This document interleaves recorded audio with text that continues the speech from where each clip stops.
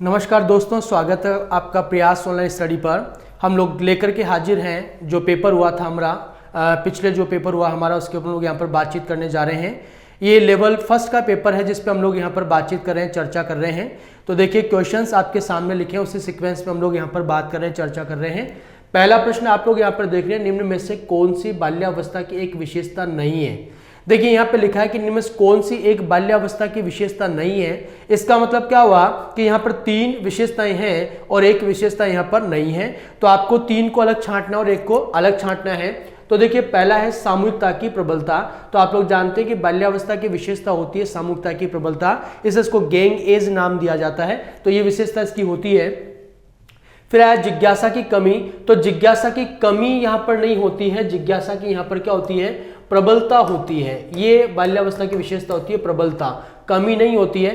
अभिवृद्धि में स्थिरता आ जाती है क्योंकि यहाँ पर विकास क्या होता है, धीमी गति से होता है। समूह और खेलों में सहभागिता भी होता है। तो यहाँ पे कौन सी विशेषता नहीं है, इसकी विशेषता ये यहाँ पर नहीं है। अब आया यहाँ पर दल या गैंग का सदस्य होने से सामाजिकरण उत्तर बाल्यावस्था में बेहतर होता है। निम्न में से कौन सा कथन इस विचार के विपरीत है। ठीक है, देखो यहाँ पर क्या लिखा है कि दल या गैंग का सदस्य होने से सामाजिकरण जो होता है वो उत्तर बाल्यावस्था में बेहतर होता है। तो निम्न में से कौन सा कथन इस विचार के विपरीत है, जो इस विचार से मैच नहीं करता है।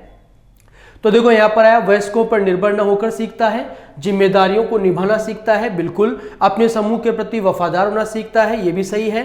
फिर आया छोटी छोटी बातों पर झगड़ा करते हुए अपने गैंग के सदस्यों से लड़ाई मोल लेता है, ये सही नहीं है इसमें। ठीक है ना, ये जो विचार है वो इसके क्या है, वो विपरीत है। फिर आया ज्यादातर बच्चे प्रथम सार्थक शब्द इस उम्र में बोलते हैं। यहाँ पर प्रथम सार्थक शब्द की बात हो रही है। तो आप लोग जानते हैं जब हम लोग यहाँ पर मानसिक विकास पे चर्चा करते हैं, मेंटल डेवलपमेंट की जब हम लोग बातचीत करते हैं, तो वहां पर हम लोग पढ़ते हैं कि पहला जो सार्थक शब्द होता है वो 1 वर्ष में बोला जाता है। तो अब इसके अकॉर्डिंग हम लोग यहाँ पर ऑप्शन देखते हैं। तो देखिए 10 से 13 महीने यहाँ पर सही ऑप्शन होगा, क्योंकि बुक्स में जो फैक्ट लिखा है वो लिखा है 1 वर्ष।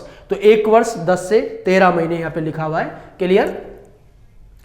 अब देखिए आगे बात करें हम लोग पियाजे के विकासात्मक सिद्धांत के परिप्रेक्ष्य में, यदि बालक मानसिक प्रक्रिया को संशोधित करता है तो इसे कहते हैं।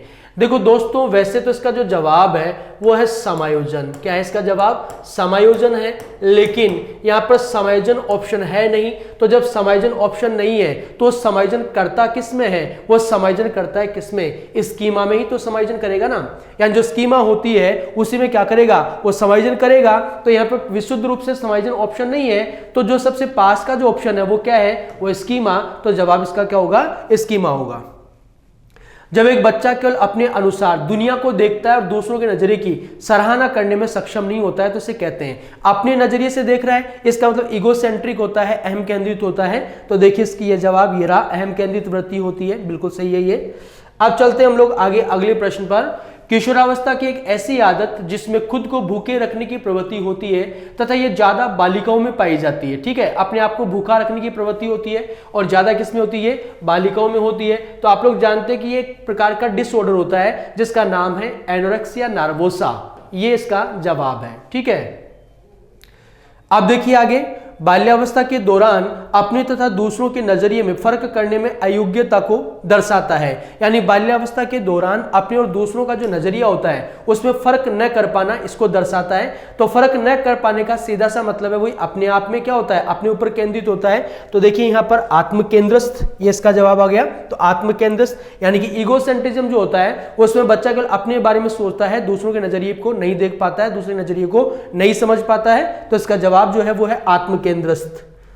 अब देखिए आगे, युवा किशोरों की यह मान्यता कि वे पूर्णतया किसी अन्य व्यक्ति से भिन्न है, कि वे पूर्णतया अन्य व्यक्ति से भिन्न है को जाना जाता है। यानी वो सिर्फ अपने बारे में सोच रहे हैं, अपने बारे में कोई मिथक बना रहे हैं। तो देखिए यहाँ पे इसका सीधा सा जो जवाब है वो लिखा है यहाँ पर व्यक्तिगत मिथक। तो यहाँ पर जो आएगा वो आएगा व्यक्तिगत मिथक, इसका जवाब है व्यक्तिगत मिथक। यानी अपने बारे में क्या कर रहे हैं, वो कोई राय बना रहे हैं, धारणा बना रहे हैं, तो वो क्या है, वो है व्यक्तिगत मिथक।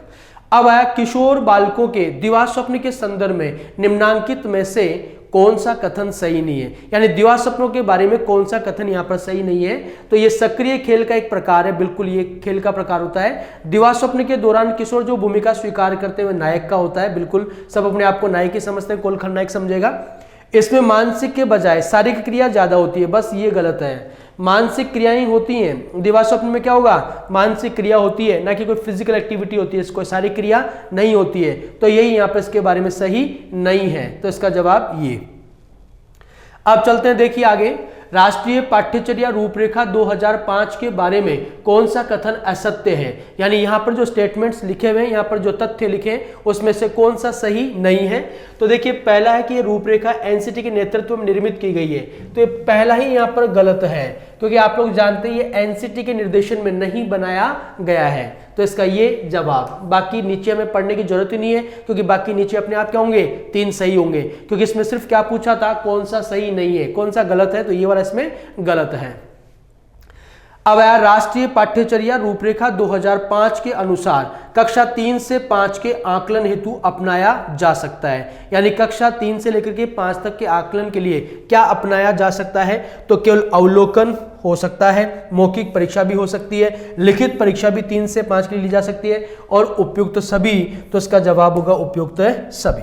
क्लियर। अब देखिए क्या आया, किशोरों का यह महसूस करना कि सभी मेरी ओर देख रहे हैं को संज्ञा दी जा सकती है। यानी किशोरों का यह सोचना कि हर व्यक्ति मेरी तरफ देख रहा है, जैसे मान लो उसकी शर्ट पर किसी इंक का धब्बा लगा है, तो ये सोचता है कि सब लोगों का ध्यान मेरे उस धब्बे के ऊपर जा रहा है, उसके ऊपर सबकी नजर जा रही है, तो ये कहलाता है। तो क्या कहलाता है, ये व्यक्तिगत मिथक नहीं है, काल्पनिक दर्शक जो है वो इसका जवाब है। तो एक काल्पनिक जो दर्शक है वो इसका जवाब है, ठीक है ना। यानी वो सोचता है कि हर व्यक्ति जो है वो उसके दाग या धब्बे की तरफ उसकी नजर जा रही है, दाग या धब्बे को देख रहा है, तो इसका जवाब क्या होगा, काल्पनिक दर्शक। अब आया देखिए यहाँ पर, सृजनात्मक शिक्षार्थी वह है जो ड्राइंग और पेंटिंग में बहुत विलक्षण है, परीक्षा में हर बार अच्छे अंक प्राप्त करने के योग्य है, बहुत बुद्धिमान है, पार्श्व चिंतन समस्या समाधान करने में अच्छा है। तो देखिए इसका जो जवाब जो है वो ये है, पार्श्व चिंतन कर सकता है और समस्या का समाधान करने में अच्छा है, तो वो कैसा होगा, वो होगा क्रिएटिव, यानी कि सृजनशील होगा। अब आया यहाँ पर, निम्नलिखित में से कौन सी पिछड़े बालकों की समस्याएं होती है। यानी इनमें से कौन सी पिछड़े बालकों की समस्याएं होती हैं, तो कम शैक्षणिक योग्यता, संवेगात्मक समस्याएं, सामाजिक समस्याएं, उपरोक्त सभी, तो ये सारी क्या होती हैं, समस्याएं होती हैं। ठीक है। फिर आया, निम्नलिखित में से कौन सी मानसिक मंदता की विशेषता नहीं है। मानसिक मंदता की विशेषता नहीं है। बुद्धिलब्धि 25 से 70 के मध्य होना, ये विशेषता है। धीमी गति से सीखना, ये भी विशेषता है। वातावरण के साथ अनुकूलन करने में कठिनाई, ये भी विशेषता है।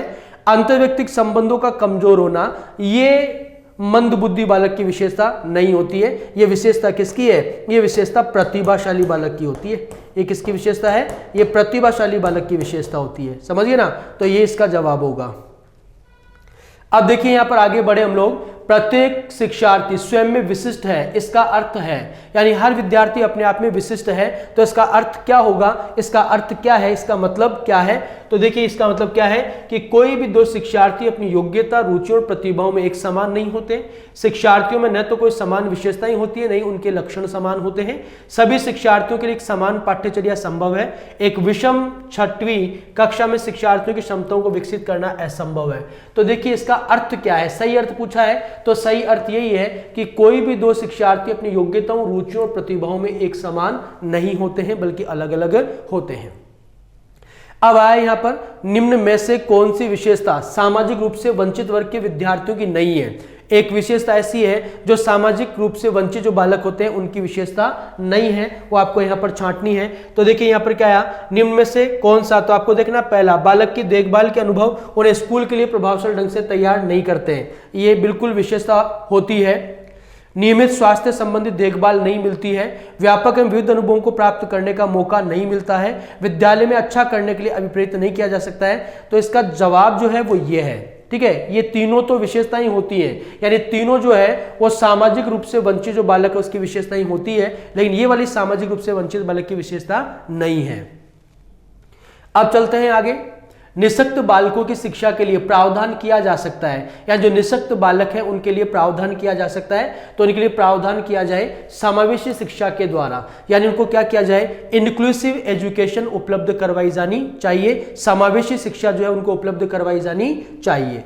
फिर आया पृथक कक्षाओं एवं संवर्धन कार्यक्रमों का प्रयोग। देखिए क्या लिखा है, पृथक कक्षाओं एवं संवर्धन कार्यक्रमों का प्रयोग किन की शिक्षा के लिए किया जाता है, अलग से क्लास लगाई जाए और संवर्धन कार्यक्रम इनरिच्ड प्रोग्राम चलाया जाए, तो वो आप लोग समझ गए होंगे किसके लिए होता है, वो होता है प्रतिभाशाली बालकों के लिए होता है। ठीक है, अब आया यहां पर मानसिक रूप से पिछड़े बालकों के लिए निम्न में से कौन सी व्यू रचना कार्य करेगी, यानी मानसिक रूप से पिछड़े जो बालक हैं उनके लिए कौन सी व्यू रचना कार्य करेगी। तो कार्यों को मूर्त रूप देना, विद्यार्थियों को लक्ष्य निर्धारित करने के लिए प्रोत्साहित करना, स्व अध्ययन के अवसर प्रदान करना, सहायता के लिए बाहर से संसाधनों को प्राप्त करना। तो इसका जवाब क्या होगा, यहां बात हो रही किसके लिए, पिछड़े बालकों के लिए, तो उनको व्यवहारिक ज्ञान दिया जाए, व्यवहारिक विषय उनके होने चाहिए। तो जवाब क्या हो गया, कार्यों को मूर्त रूप देना। ठीक है, AAMD जानते हैं आप लोग, AAMD American association for mental deficient एक संस्था है जो काम करती है, के अनुसार सामान्य मनदन। देखो दोस्तों यहाँ पे क्या लिखा है, मॉडरेट लिखा है।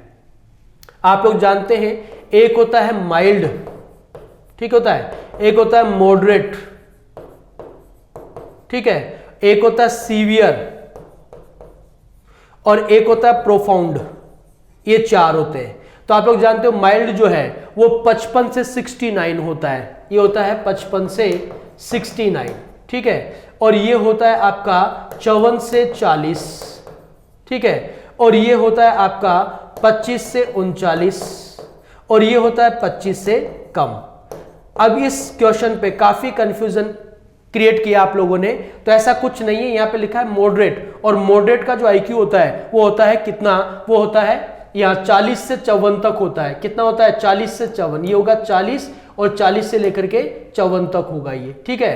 फिर ये आगे आपको देख रहे हैं इस तरीके से, तो इसका जो जवाब होगा वो क्या होगा, वो होगा 40 से 54, ठीक है। देखिए अगला जो क्वेश्चन है हमारा वो है पिछड़े बालक उन बच्चों के लिए प्रयुक्त होता है जिनकी शिक्षा प्रक्रिया उस स्तर से घटिया होती है जिसके वे योग्य होते हैं। ये कथन किसका है, तो आप लोग देख रहे हैं ये कोटेशन है, और कोटेशन जो है वो सीधा सा होता है, ठीक है ना।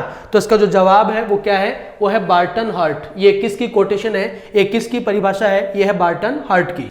अब आया यहाँ पर एक बालक के सामाजिकरण हेतु अध्यापक द्वारा अपनाई गई निम्नलिखित में से कौन सी प्रविधि नहीं है, कौन सी प्रविधि नहीं है। तो देखो पहला कौन सा है यहाँ पर, प्रत्यक्ष शिक्षण, दूसरा तदात्मीकरण, प्रजातांत्रिक अनुशासन और अति संरक्षण। तो कौन सा इसमें अपनाई गई जो है वो नहीं है। तो देखो प्रत्यक्ष शिक्षण, तदात्मीकरण, अति संरक्षण इसमें संभव नहीं है, अति संरक्षण सही नहीं है।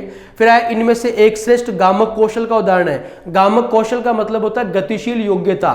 तो यहाँ पर देखो चलना, रेंगना, बैठना, हथेली को दबोच लेना। तो इसका जवाब क्या होगा, इसका जवाब होगा चलना, ठीक है। अब चर्चा करते हैं आगे हम लोग। राष्ट्रीय पाठ्यचर्या रूपरेखा 2005 के अनुसार किस स्तर पर प्रतिदिन 1 घंटा गृह कार्य निर्धारित किया गया है, यानी कौन से स्तर पर 1 घंटा गृह कार्य दिया जाना चाहिए। तो आप लोग जानते हो फैक्चुअल क्वेश्चन है ये, तो कक्षा 6 से 8 तक क्या किया जाए, 1 घंटा गृह कार्य दिया जाना चाहिए। फिर आया इस अवस्था में बालकों में नई खोज करने की और घूमने की प्रवृत्ति बहुत अधिक बढ़ जाती है। तो ये उत्तर बाल्यावस्था की विशेषता है, उत्तर बाल्यकाल इसका जवाब है, ठीक है।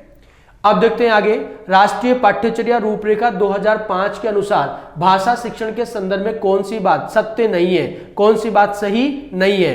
तो प्राथमिक स्तर पर मातृभाषा में शिक्षा प्रदान की जाए, ये सही है। शिक्षकों को कक्षा कक्ष में बहुभाषी वातावरण को महत्व देना चाहिए, ये भी सही है। अंग्रेजी वैश्विक भाषा से दूसरी भाषा के रूप में पढ़ाया जाना चाहिए, ये भी सही है। हिंदी को राष्ट्रीय भाषा और राजभाषा का दर्जा दिया जाए, यस। ये जो चौथा यहाँ पर जो ऑप्शन है वह इसके संदर्भ में सही नहीं है।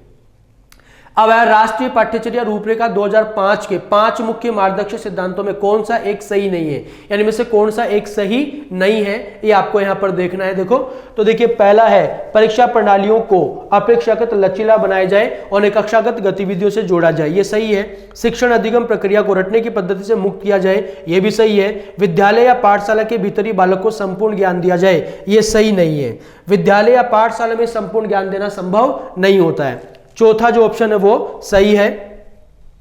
अब बढ़ते हैं आगे, राष्ट्रीय पाठ्यचर्या रूपरेखा 2005 के अनुसार पूर्व प्राथमिक शिक्षा के विद्यालयों का समय निर्धारित किया गया है, ठीक है, समय निर्धारित किया गया है, ये पूछा गया है यहाँ पर।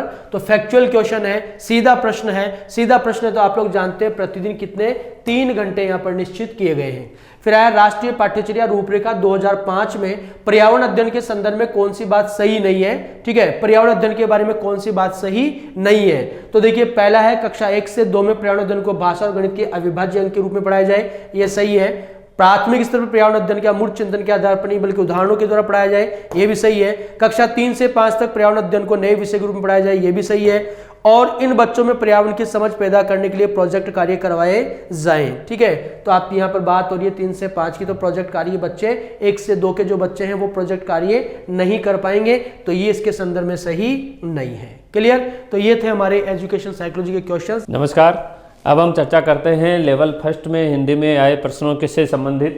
सबसे पहला प्रश्न है, व्याख्यान विधि का वृहद रूप कौन सी प्रणाली मानी जाती है? तो व्याख्यान विधि का वृहद रूप अगर हम देखें तो व्याख्यान विधि का वृहद रूप माना जाता है व्यास विधि। कौन सी विधि मानी जाती है? व्यास विधि या व्यास प्रणाली मानी जाती है। भाषा संसर्ग प्रणाली व्याकरण शिक्षा के किस पक्ष पर बल देती है? तो भाषा संसर्ग प्रणाली किस पक्ष पर बल देगी? भाषा संसर्ग में दूसरे व्यक्तियों के पास इसे मतलब किसी भी पुस्तक का अध्ययन अपन करवाते हैं, उसे भाषा संसर्ग विधि कह दिया जाता है। तो ये केवल और केवल व्यवहारिक पक्ष पर बल देती है, सैद्धांतिक पक्ष पर बल नहीं देती है।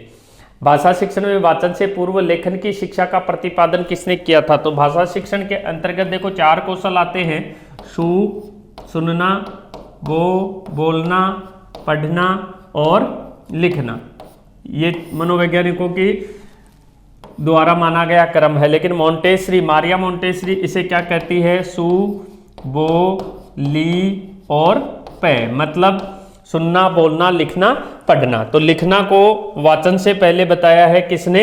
मारिया मोंटेसरी ने। तो 1 नंबर विकल्प यहां सही उत्तर माना जाएगा। अगला प्रश्न देखें, भाषा की पाठ्य पुस्तक का निर्माण करते समय सबसे कम महत्वपूर्ण बिंदु कौन सा है? तो देखो अभ्यासों में वैविध्यता होनी चाहिए, विषय वस्तु में विविधता होनी चाहिए, भाषा के विभिन्न छटाओं का प्रयोग किया जाना चाहिए, छटाएं भी होनी चाहिए, लेकिन पाठों की संख्या इतनी महत्वपूर्ण नहीं मानी जाती है, इसलिए 2 नंबर विकल्प यहाँ सही उत्तर होगा। भाषा वह साधन है जिसके द्वारा मनुष्य अपने विचारों को दूसरे तक भली भांति प्रकट कर सकता है। यह कथन हिंदी के प्रथम व्याकरण कामता प्रसाद गुरु के द्वारा कहा गया है, इसलिए 4 नंबर विकल्प यहाँ सही माना जाएगा। अगला प्रश्न देखें, बच्चों की भाषा संबंधी क्रमिक प्रगति का लेखा जोखा रखना से संबंधित है। तो बच्चों का प्रारंभिक स्तर के जो बच्चे होते हैं उनके शिक्षण से संबंधित जो भी विषय वस्तु होती है उनका लेखा जोखा रखने के लिए पोर्टफोलियो तैयार किया जाता है, इसलिए 3 नंबर विकल्प सही होगा। किस पद्धति में बालक स्वयं अपना सुधार कर सकता है? स्वयं अपना सुधार करता है जैकटॉट पद्धति में। जैकटॉट पद्धति लेखन से संबंधित है और इसमें बालक दृष्टानुलेखन देखकर लिखता है और देखकर स्वयं ही अपनी गलती का सुधार कर लेता है। अगला देखें, भाषा अनुकरण के माध्यम से सीखी जाती है, यह विचार किसका है? तो अनुकरण के माध्यम से B.F. स्किनर का विचार माना जाता है। B.F. स्किनर यहाँ सही उत्तर होगा। सहस्वर वाचन का प्रकार नहीं है, तो सहस्वर वाचन अपने द्वारा किया गया वाचन जब दूसरे व्यक्ति को सुनाई दे देता है तो उसे ही सहस्वर वाचन कहा जाता है। आदर्श वाचन, अनुकरण वाचन और समवेत वाचन, ये सहस्वर वाचन के उदाहरण हैं। आदर्श वाचन शिक्षक के द्वारा किया जाता है, अनुकरण वाचन बालक के द्वारा किया जाता है और समवेत वाचन सभी बालकों के द्वारा किया जाता है।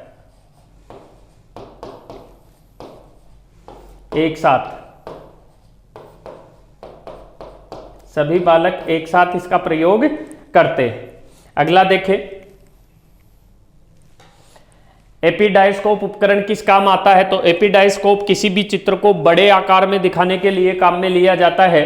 चित्रों को बड़े आकार में दिखाने के लिए, तो 1 नंबर विकल्प यहां सही उत्तर होगा। कक्षा 1 और 2 के बच्चों के लिए आप किस तरह की कहानी का चयन करेंगे? ऐसी कहानी जिसमें शब्दों, वाक्यों और घटनाओं का वर्णन शैली चित्रात्मक हो, उसका प्रयोग प्राथमिक स्तर पर किया जाता है, क्योंकि बालक चित्र के माध्यम से जल्दी समझ जाता है। अगला प्रश्न देखें, हर्बर्ट की पाठ योजना में कौन सा क्रम नहीं है? तो हर्बर्ट ने 4 बताई थी, स्पष्टता भी है, व्यवस्था भी है, संबंध भी है, लेकिन अनुशासन का प्रयोग हर्बर्ट के द्वारा नहीं किया गया है, इसलिए अनुशासन उत्तर सही माना जाएगा। पठन कौशल, पढ़ना कौशल में सर्वाधिक महत्वपूर्ण क्या है? अर्थ ग्रहण करना। अपन किसी भी विषय वस्तु को जब पढ़ते हैं तो पढ़ना केवल रीडिंग करना पढ़ने की श्रेणी में नहीं आता। रीडिंग करके जो बात पढ़ रहे हैं उसका अर्थ अपन ग्रहण करते हैं, उसे ही क्या कहा जाता है? अर्थ ग्रहण कहा जाता है। अध्यापक द्वारा कक्षा में किए गए वैयक्तिक वाचन को कहते हैं आदर्श वाचन कहा जाता है, अभी बताया मैंने आपको। अगला प्रश्न देखें, भाषा अनुकरण के माध्यम से सीखी जाती है, यह विचार B.F. स्किनर का। और आदर्श वाचन, संवेद वाचन, अनुकरण वाचन, ये दोबारा रिपीट हो गए प्रश्न। अगला देखें, जो इंद्रियों की पहुंच से बाहर होता है वह कहलाता है अतीन्द्रिय। अतीन्द्रिय, वाक्यांश के लिए एक शब्द क्या है? अतीन्द्रिय। इंद्रिय जो इंद्रियों से संबंध रखता है, जो दुर्लभता से प्राप्त हो उसे दुर्लभ, मतलब कठिनाई से जो प्राप्त होता है उसे दुर्लभ कहते हैं, और आसानी से जो प्राप्त हो जाता है उसे सुलभ कहा जाता है। जो बहुत गहरा हो तो वो तो होता है अगाध। गहवर का मतलब तो गड्ढा, अंधकूप का मतलब गहरा कुआं, लेकिन जो गहरा हो वो अगाध होता है, और जिसे नापा न जा सके, जिसकी गहराई को नापा न जा सके वो अथाह होता है। यहां पर अपने को पूछा क्या? बहुत गहरा हो, तो 4 नंबर विकल्प सही उत्तर होगा। निम्न में से कौन सा शब्द संस्कृत में पुल्लिंग और हिंदी में स्त्रीलिंग होता है? तो देखो, अग्नि जो शब्द है वो संस्कृत में पुल्लिंग शब्द माना जाता है और हिंदी में स्त्रीलिंग माना जाता है, जबकि तारा और देवता हिंदी में पुल्लिंग है और संस्कृत में स्त्रीलिंग होते हैं। अगला देखें, निम्न में से सदैव बहुवचन में प्रयुक्त होने वाला शब्द नहीं है। तो प्राण निकल गए बहुवचन है, हस्ताक्षर कर दिए बहुवचन है, आप कहाँ गए थे बहुवचन है, लेकिन जनता आ रही है इसलिए जनता एक वचन शब्द होगा। लोग शब्द, लोग इकट्ठे हो रहे हैं इसलिए बहुवचन शब्द होगा। सदैव बहुवचन में प्रयुक्त होने वाला शब्द सामान बिखर गया एक वचन, ताश फट गई एक वचन, जनता जाग गई एक वचन, लेकिन बाल गिर गए बहुवचन में प्रयुक्त होने वाला शब्द है बाल। कार्य करने की इच्छा को चिकीर्षा कहा जाता है। कार्य करने की इच्छा क्या कहलाती है? चिकीर्षा कहलाती है। तितीर्षा तैरकर पार करने की इच्छा होती है। अभीप्सा, यहां अशुद्ध लिखा हुआ है, अभीप्सा इस रूप में लिखा जाएगा। अगला देखें, दूसरों को जिस वस्त्र को पहना न गया हो या जिस खेत को जोता न गया हो, वाक्यांश के लिए एक शब्द है अप्रहत। अपने पास जो शब्द वस्त्र होता है जिसे अभी तक अपन ने पहना नहीं, जिस खेत को अभी तक जोता नहीं, उसे क्या कहा जाता है? अप्रहत। जिस स्त्री का पति हाल ही में प्रदेश से लौटा हो तो वो तो होती है आगत पति का, और वह स्त्री जिसका पति विदेश जाने वाला हो या प्रदेश जाने वाला हो वो होती है प्रवक्ष्यति पति का। जिसे जीता ना जा सके उसे अजेय कहा जाता है। अगला प्रश्न, दूसरों से आगे बढ़ने की इच्छा, दूसरों से आगे बढ़ने की इच्छा को स्पर्धा कहा जाता है। विद्यार्थियों में हमेशा स्पर्धा रहनी चाहिए, ईर्ष्या नहीं रहनी चाहिए। हाथ में रखकर चलाए जाने वाला हथियार कहलाता है शस्त्र। सहस्त्र मतलब हाथ के साथ, अस्त्र अहस्त्र मतलब हाथ में फेंक कर चलाया जाने वाला जो वस्त्र होता है, हथियार होता है, उसे तो कहते हैं अस्त्र। और जो हाथ में पकड़ कर जैसे तलवार आदि अपन चलाते हैं वो होता है शस्त्र। अगला देखें, किस वाक्यांश में दिया हुआ एक शब्द सही नहीं है? जिस स्त्री के कोई संतान नहीं हो उसे बांझ कहा जाता है। जो बहुत बोलता है वो मितभाषी नहीं होता। जो नपातुला बोलता है उसे मितभाषी कहते हैं। जो बहुत बोलता है वो तो वाचाल कहलाता है। क्या कहते हैं उसे? वाचाल कहते हैं। क्रम के अनुसार यथाक्रम और जो स्मरण रखने योग्य होता है स्मरणीय। तो 2 नंबर विकल्प में गलत उत्तर है, इसलिए 2 नंबर सही होगा। आगरा शब्द का बहुवचन रूप कौन सा है? तो आगरा एक व्यक्तिवाचक संज्ञा है, इसका बहुवचन नहीं होता, इसलिए कोई उत्तर नहीं या बहुवचन नहीं होगा। उत्तर इसमें सही उत्तर माना जाएगा। इस प्रकार ये कुछ प्रश्न थे आपके सामने जो हमने अभी हल किए हैं और टेस्ट पेपर में पूछे गए थे। हेलो फ्रेंड्स, मैं परवीन स्वामी सभी अभ्यर्थियों का प्रयास डिजिटल ऐप पे हार्दिक स्वागत करता हूं। दोस्तों, अपन चर्चा करेंगे अभी जो अपना टेस्ट पेपर हुआ था 13 फरवरी को लेवल फर्स्ट के जो एस्पायरेंट हैं, जिन्होंने खुद कोर्स टेस्ट सीरीज में पार्टिसिपेट किया था, ठीक है, उनके लिए एक सॉल्यूशन है, और वो भी विद कंप्लीट एनालिसिस, पूर्ण विश्लेषण के साथ, ठीक है। तो दोस्तों पहला जो क्वेश्चन था, मेथड से क्वेश्चन डाले थे उसमें, ठीक है, सब्जेक्ट ऑफ एग्रीमेंट भी पैटर्न में था, लेकिन उसको इग्नोर किया एग्जाम की तरह, जो मैंने एग्जाम होते हैं उसकी तरह, ठीक है। और इसमें मेथड से क्वेश्चन डाल रखे थे। पहला जो क्वेश्चन अपना वो है, who were the chief exponent of grammar cum translation method, मुख्य प्रतिपादक कौन है, ठीक है। ग्रामर कम ट्रांसलेशन मेथड जो है, ठीक है, मतलब उसके मुख्य प्रतिपादक कौन थे, ठीक है, कौन थे, ठीक है। एक तो है इंग्लिश स्कॉलर्स, मतलब जो विद्वान थे वो क्या थे, ब्रिटेन से संबंध रखने वाले थे, ये ऑप्शन दे रखा है, ठीक है। दूसरा अमेरिकन स्कॉलर्स, अमेरिका से संबंध रखते थे। इंडियन स्कॉलर्स, भारतीय नहीं साहब, जर्मन स्कॉलर्स। अप्रोप्रिएट आंसर क्या होगा, जर्मन स्कॉलर्स, ठीक है। ग्रामर कम ट्रांसलेशन मेथड की ओरिजिन भी हम कहाँ मानते हैं, जर्मनी में मानते हैं। और इसके जो भी मुख्य प्रतिपादक है, मुख्य प्रतिपादक के रूप में हम क्या बोल सकते हैं, जॉन सीडन स्टिकर या स्टकर कह सकते हैं, ठीक है। दूसरा अपन बोल सकते हैं एच.एस. ओलेन,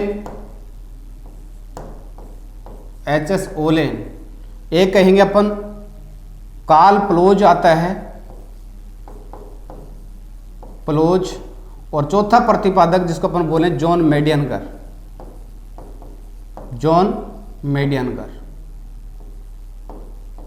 इस प्रकार से कितने प्रतिपादक हैं इसके, 4 हैं, 4 एक्सपोनेंट्स हैं। जॉन सीडन स्टकर, एक बोलोगे एच.एस. ओलेन, एक कहोगे कार्ल प्लोज, और एक जॉन स्कॉलर्स, जॉन मेडियनगर। ये चारों के जो स्कॉलर्स हैं वो कैसे हैं, they all are German scholars. ये सारे के सारे जो स्कॉलर्स हैं वो क्या हैं, जर्मन स्कॉलर्स हैं। और ग्रामर कम ट्रांसलेशन मेथड की ओरिजिन अपन माने तो ओरिजिन भी कहाँ मानी जाती है, जर्मनी में।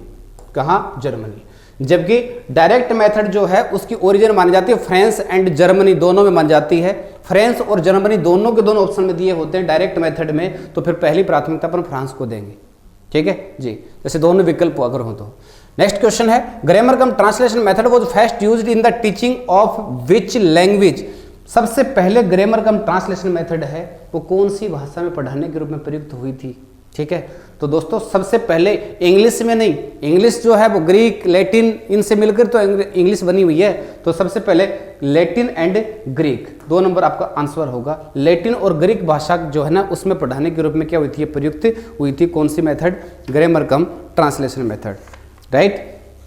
तीसरा क्वेश्चन है वो देखते हैं। थर्ड क्वेश्चन क्या है, थर्ड क्वेश्चन है,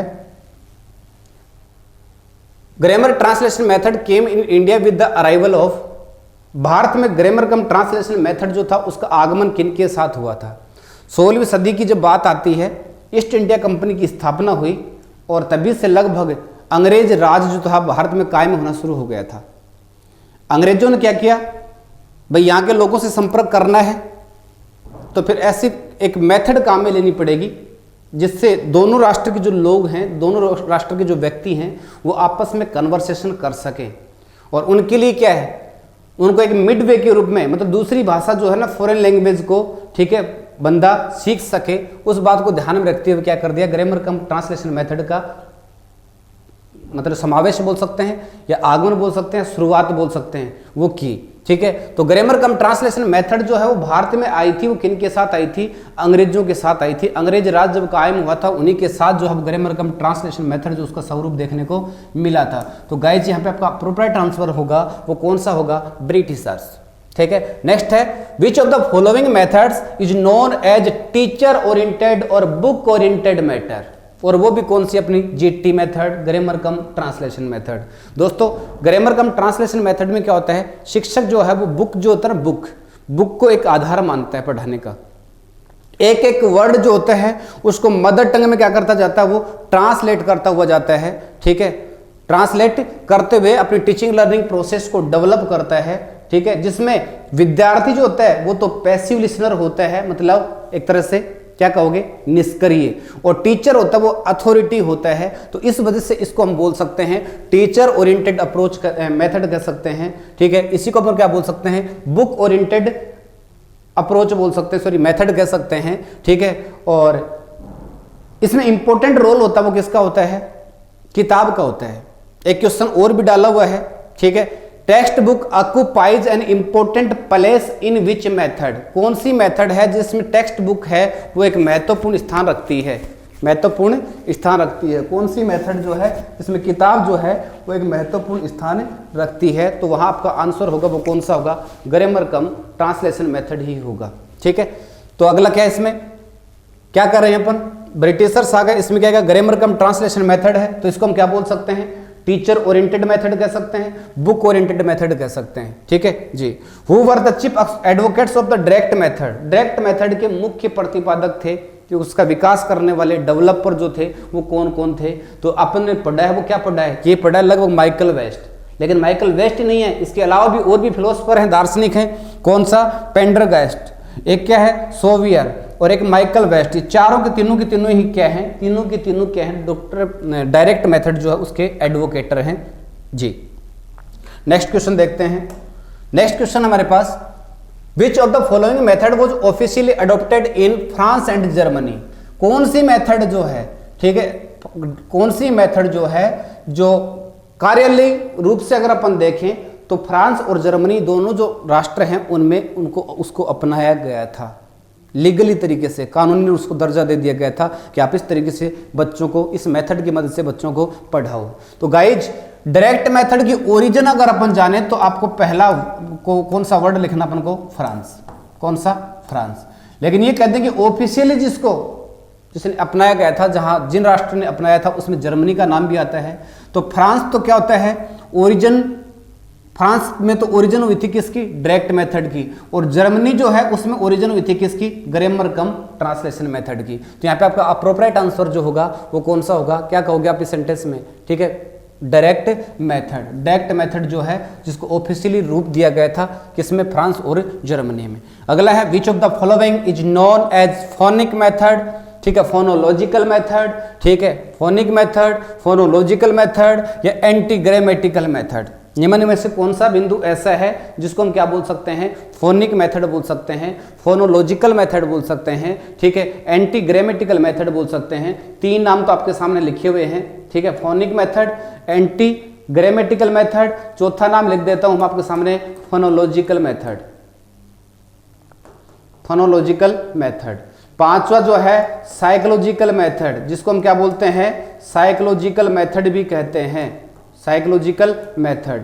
पांचवा छठा पार्ट जो कुछ भी है इसी को अपन बोल सकते हैं नेचुरल मेथड, क्या बोलोगे, नेचुरल मेथड।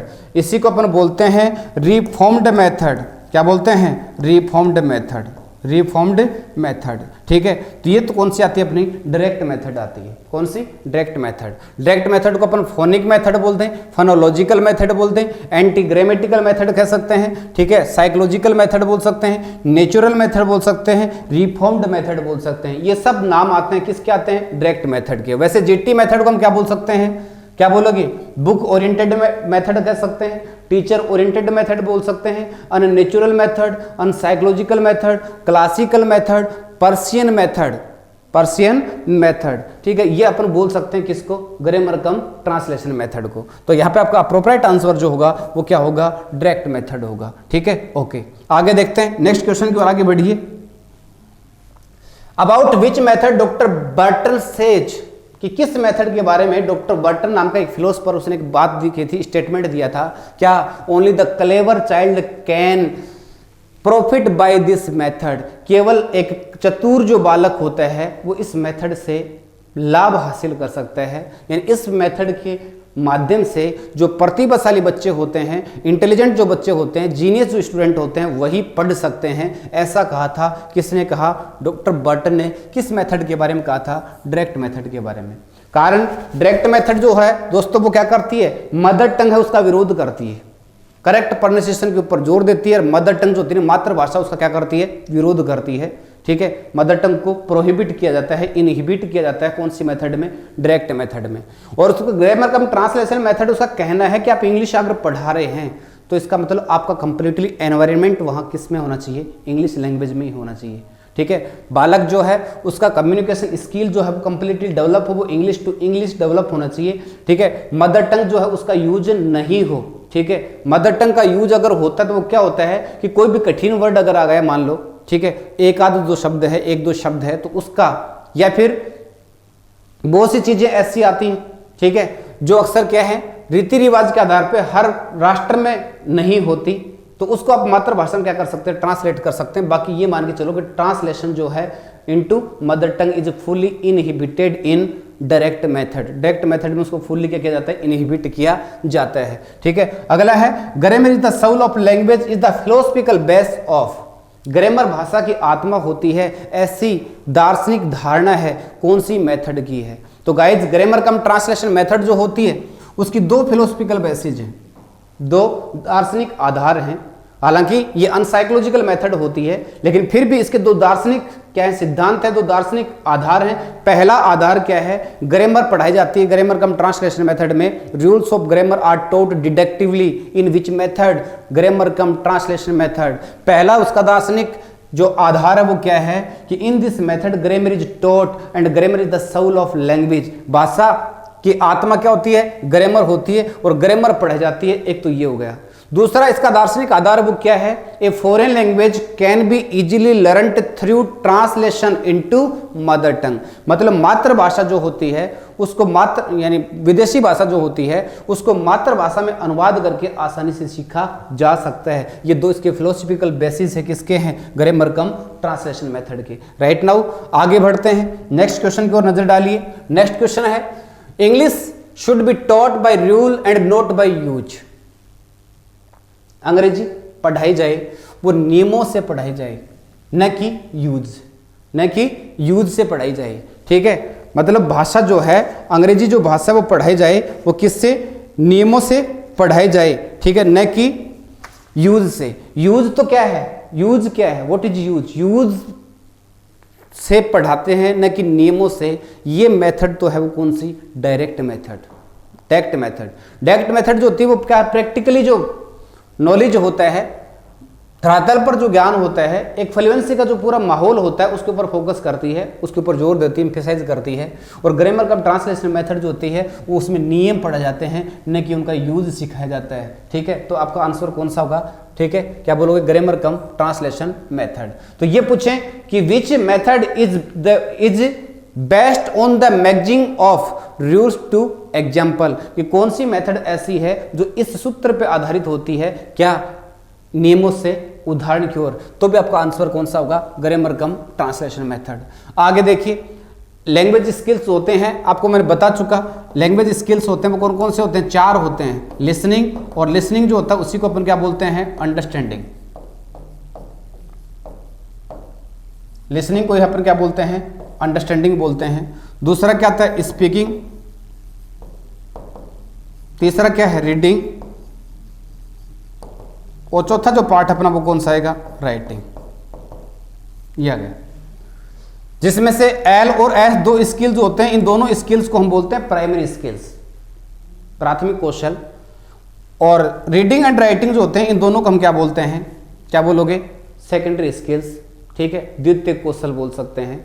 ठीक है, वैसे क्या है, लिसनिंग आता है और एक रीडिंग आता है, ये दोनों जो कौशल होते हैं, दोनों जो स्किल होते हैं, इनको हम बोल सकते हैं इनपुट स्किल। क्या बोलोगे, इनपुट स्किल, या फिर इसी को हम बोल सकते हैं रिसेप्टिव स्किल्स। क्या बोलते हैं, रिसेप्टिव स्किल्स बोलोगे। वैसे क्या है, स्पीकिंग आता है, स्पीकिंग, और एक क्या आता है, राइटिंग। ये दोनों स्किल जो होते हैं इनको हम बोलते हैं आउटपुट स्किल।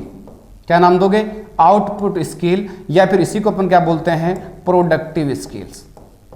क्या बोलोगे, प्रोडक्टिव स्किल। ठीक है, आउटपुट स्किल्स कह सकते हैं, या फिर क्या बोल सकते हो, प्रोडक्टिव स्किल्स है। ठीक है, ये दो स्किल होते हैं जो प्रोडक्टिव होते हैं। और लिसनिंग और रीडिंग, या फिर अंडरस्टैंडिंग और रीडिंग जो होते हैं, इनको गाइज इनपुट अथवा रिसेप्टिव स्किल्स बोलते हैं। तो पूछा क्या है कि लिसनिंग और रीडिंग क्या है, तो लिसनिंग एंड रीडिंग क्या है, रिसेप्टिव स्किल्स हैं, रिसेप्टिव स्किल्स। और ये पूछ ले कि प्रोडक्टिव स्किल्स कौन कौन से हैं, तो आपका जवाब क्या होगा, speaking and writing are output skills, या फिर इनको हम बोल सकते हैं आर प्रोडक्टिव स्किल्स। राइट जी, आगे देखिए, नेक्स्ट क्वेश्चन हमारा, deductive method of teaching English grammar proceed from, deductive method जो होती है, डिडक्टिव मेथड जो होती है उसमें एक तो क्या आता है, रूल आता है, rules to proceed from, rule to example, मतलब एक तो नियम से उदाहरण की ओर। दूसरी बात सिंपल टू कॉम्प्लेक्स कह सकते हैं, सरल से कठिन की ओर, ठीक है। या फिर इसी को अपन क्या बोल सकते हैं, इजी टू टिपिकल्ट बोल दें, इजी टू टिपिकल्ट, मतलब वही बात आ गई, आसान से कठिन की ओर, आसान से कठिन की ओर, ठीक है। ऑप्शन कौन सा दे रखा है इसमें, simple to complex, complex to simple, मतलब कठिन से सिंपल की ओर, तो सिंपल से कठिन की ओर। Particular to general, particular to general इसका भाग नहीं होता, क्या होता है, जनरल टू पार्टिकुलर होता है, general to particular, general to particular, और नॉन टू अननोन, ठीक है, ज्ञात से अज्ञात की ओर, नॉन टू अननोन, ज्ञात से अज्ञात की ओर। ये अक्सर आते हैं, वो किस में आते हैं, डिडक्टिव अप्रोच में आते हैं, डिडक्टिव अप्रोच में। और डिडक्टिव अप्रोच जो है वो लागू की जाती है कौन सी मेथड में, ग्रामर कम ट्रांसलेशन मेथड में। तो इनमें से जितने भी मैंने यहाँ पे लिखवाए हैं, rules to example, simple to complex, easy to difficult, general to particular या नॉन टू अननोन, तो ये कहीं भी अगर आते हैं तो वहां पे आपका आंसर होगा वो कौन सा होगा, grammar cum translation method, grammar cum translation. Next question है, main features of direct method include, मुख्य जो विशेषता है डायरेक्ट मेथड की, sentence is the unit of teaching, बिल्कुल राइट बात है, बिल्कुल सही कहा गया है, ठीक है। ग्रामर कम ट्रांसलेशन मेथड जो होती है उसमें सेंटेंस जो न होकर वर्ड जो होता है वो क्या होता है, टीचिंग की यूनिट होती है, जबकि डायरेक्ट मेथड जो है उसमें सेंटेंस है वो क्या होता है, शिक्षण की यूनिट होती है, इकाई के रूप में काम करता है, वो कौन करता है, सेंटेंस। दूसरी बात, ग्रामर डायरेक्ट मेथड जो है वो क्या करती है, it establishes A direct bond, ये निर्माण करती है, एक डायरेक्ट बॉन्ड का निर्माण करती है बिटवीन वर्ड एंड आइडिया, शब्द और किसके बीच में, विचार के बीच में, या फिर बोल सकते हैं एक्सपीरियंस एंड एक्सप्रेशन, ठीक है, एक्सपीरियंस अनुभव और क्या होता है, एक्सप्रेशन अभिव्यक्ति के बीच में एक डायरेक्ट बॉन्ड बनाती है, बिल्कुल राइट बात है, पहली बात भी सही है, दूसरी भी सही है। तीसरा, much stress is put on speech, और डायरेक्ट मेथड में सबसे ज्यादा जोर फ्लुएंसी के ऊपर दिया जाता है, कम्युनिकेशन स्किल के ऊपर दिया जाता है, ओरल वर्क पे दिया जाता है, स्पीच एबिलिटी पे दिया जाता है, तो ये बात भी सही है। तो दोस्तों आपका ये यहाँ पे जो आंसर होगा अपना वो कौन सा होगा, 4 नंबर होगा, अबव ऑल, तीनों के तीनों पॉइंट हैं इसकी विशेषता के रूप में, डायरेक्ट मेथड की विशेषता के रूप में बिल्कुल राइट है, ठीक है जी। नेक्स्ट क्वेश्चन की ओर बढ़े, नेक्स्ट क्वेश्चन क्या है अपना, direct method proceed from, direct method proceed होती है, डायरेक्ट मेथड में ग्रामर पढ़ा जाती है, कैसे पढ़ा जाती है, इंडक्टिवली,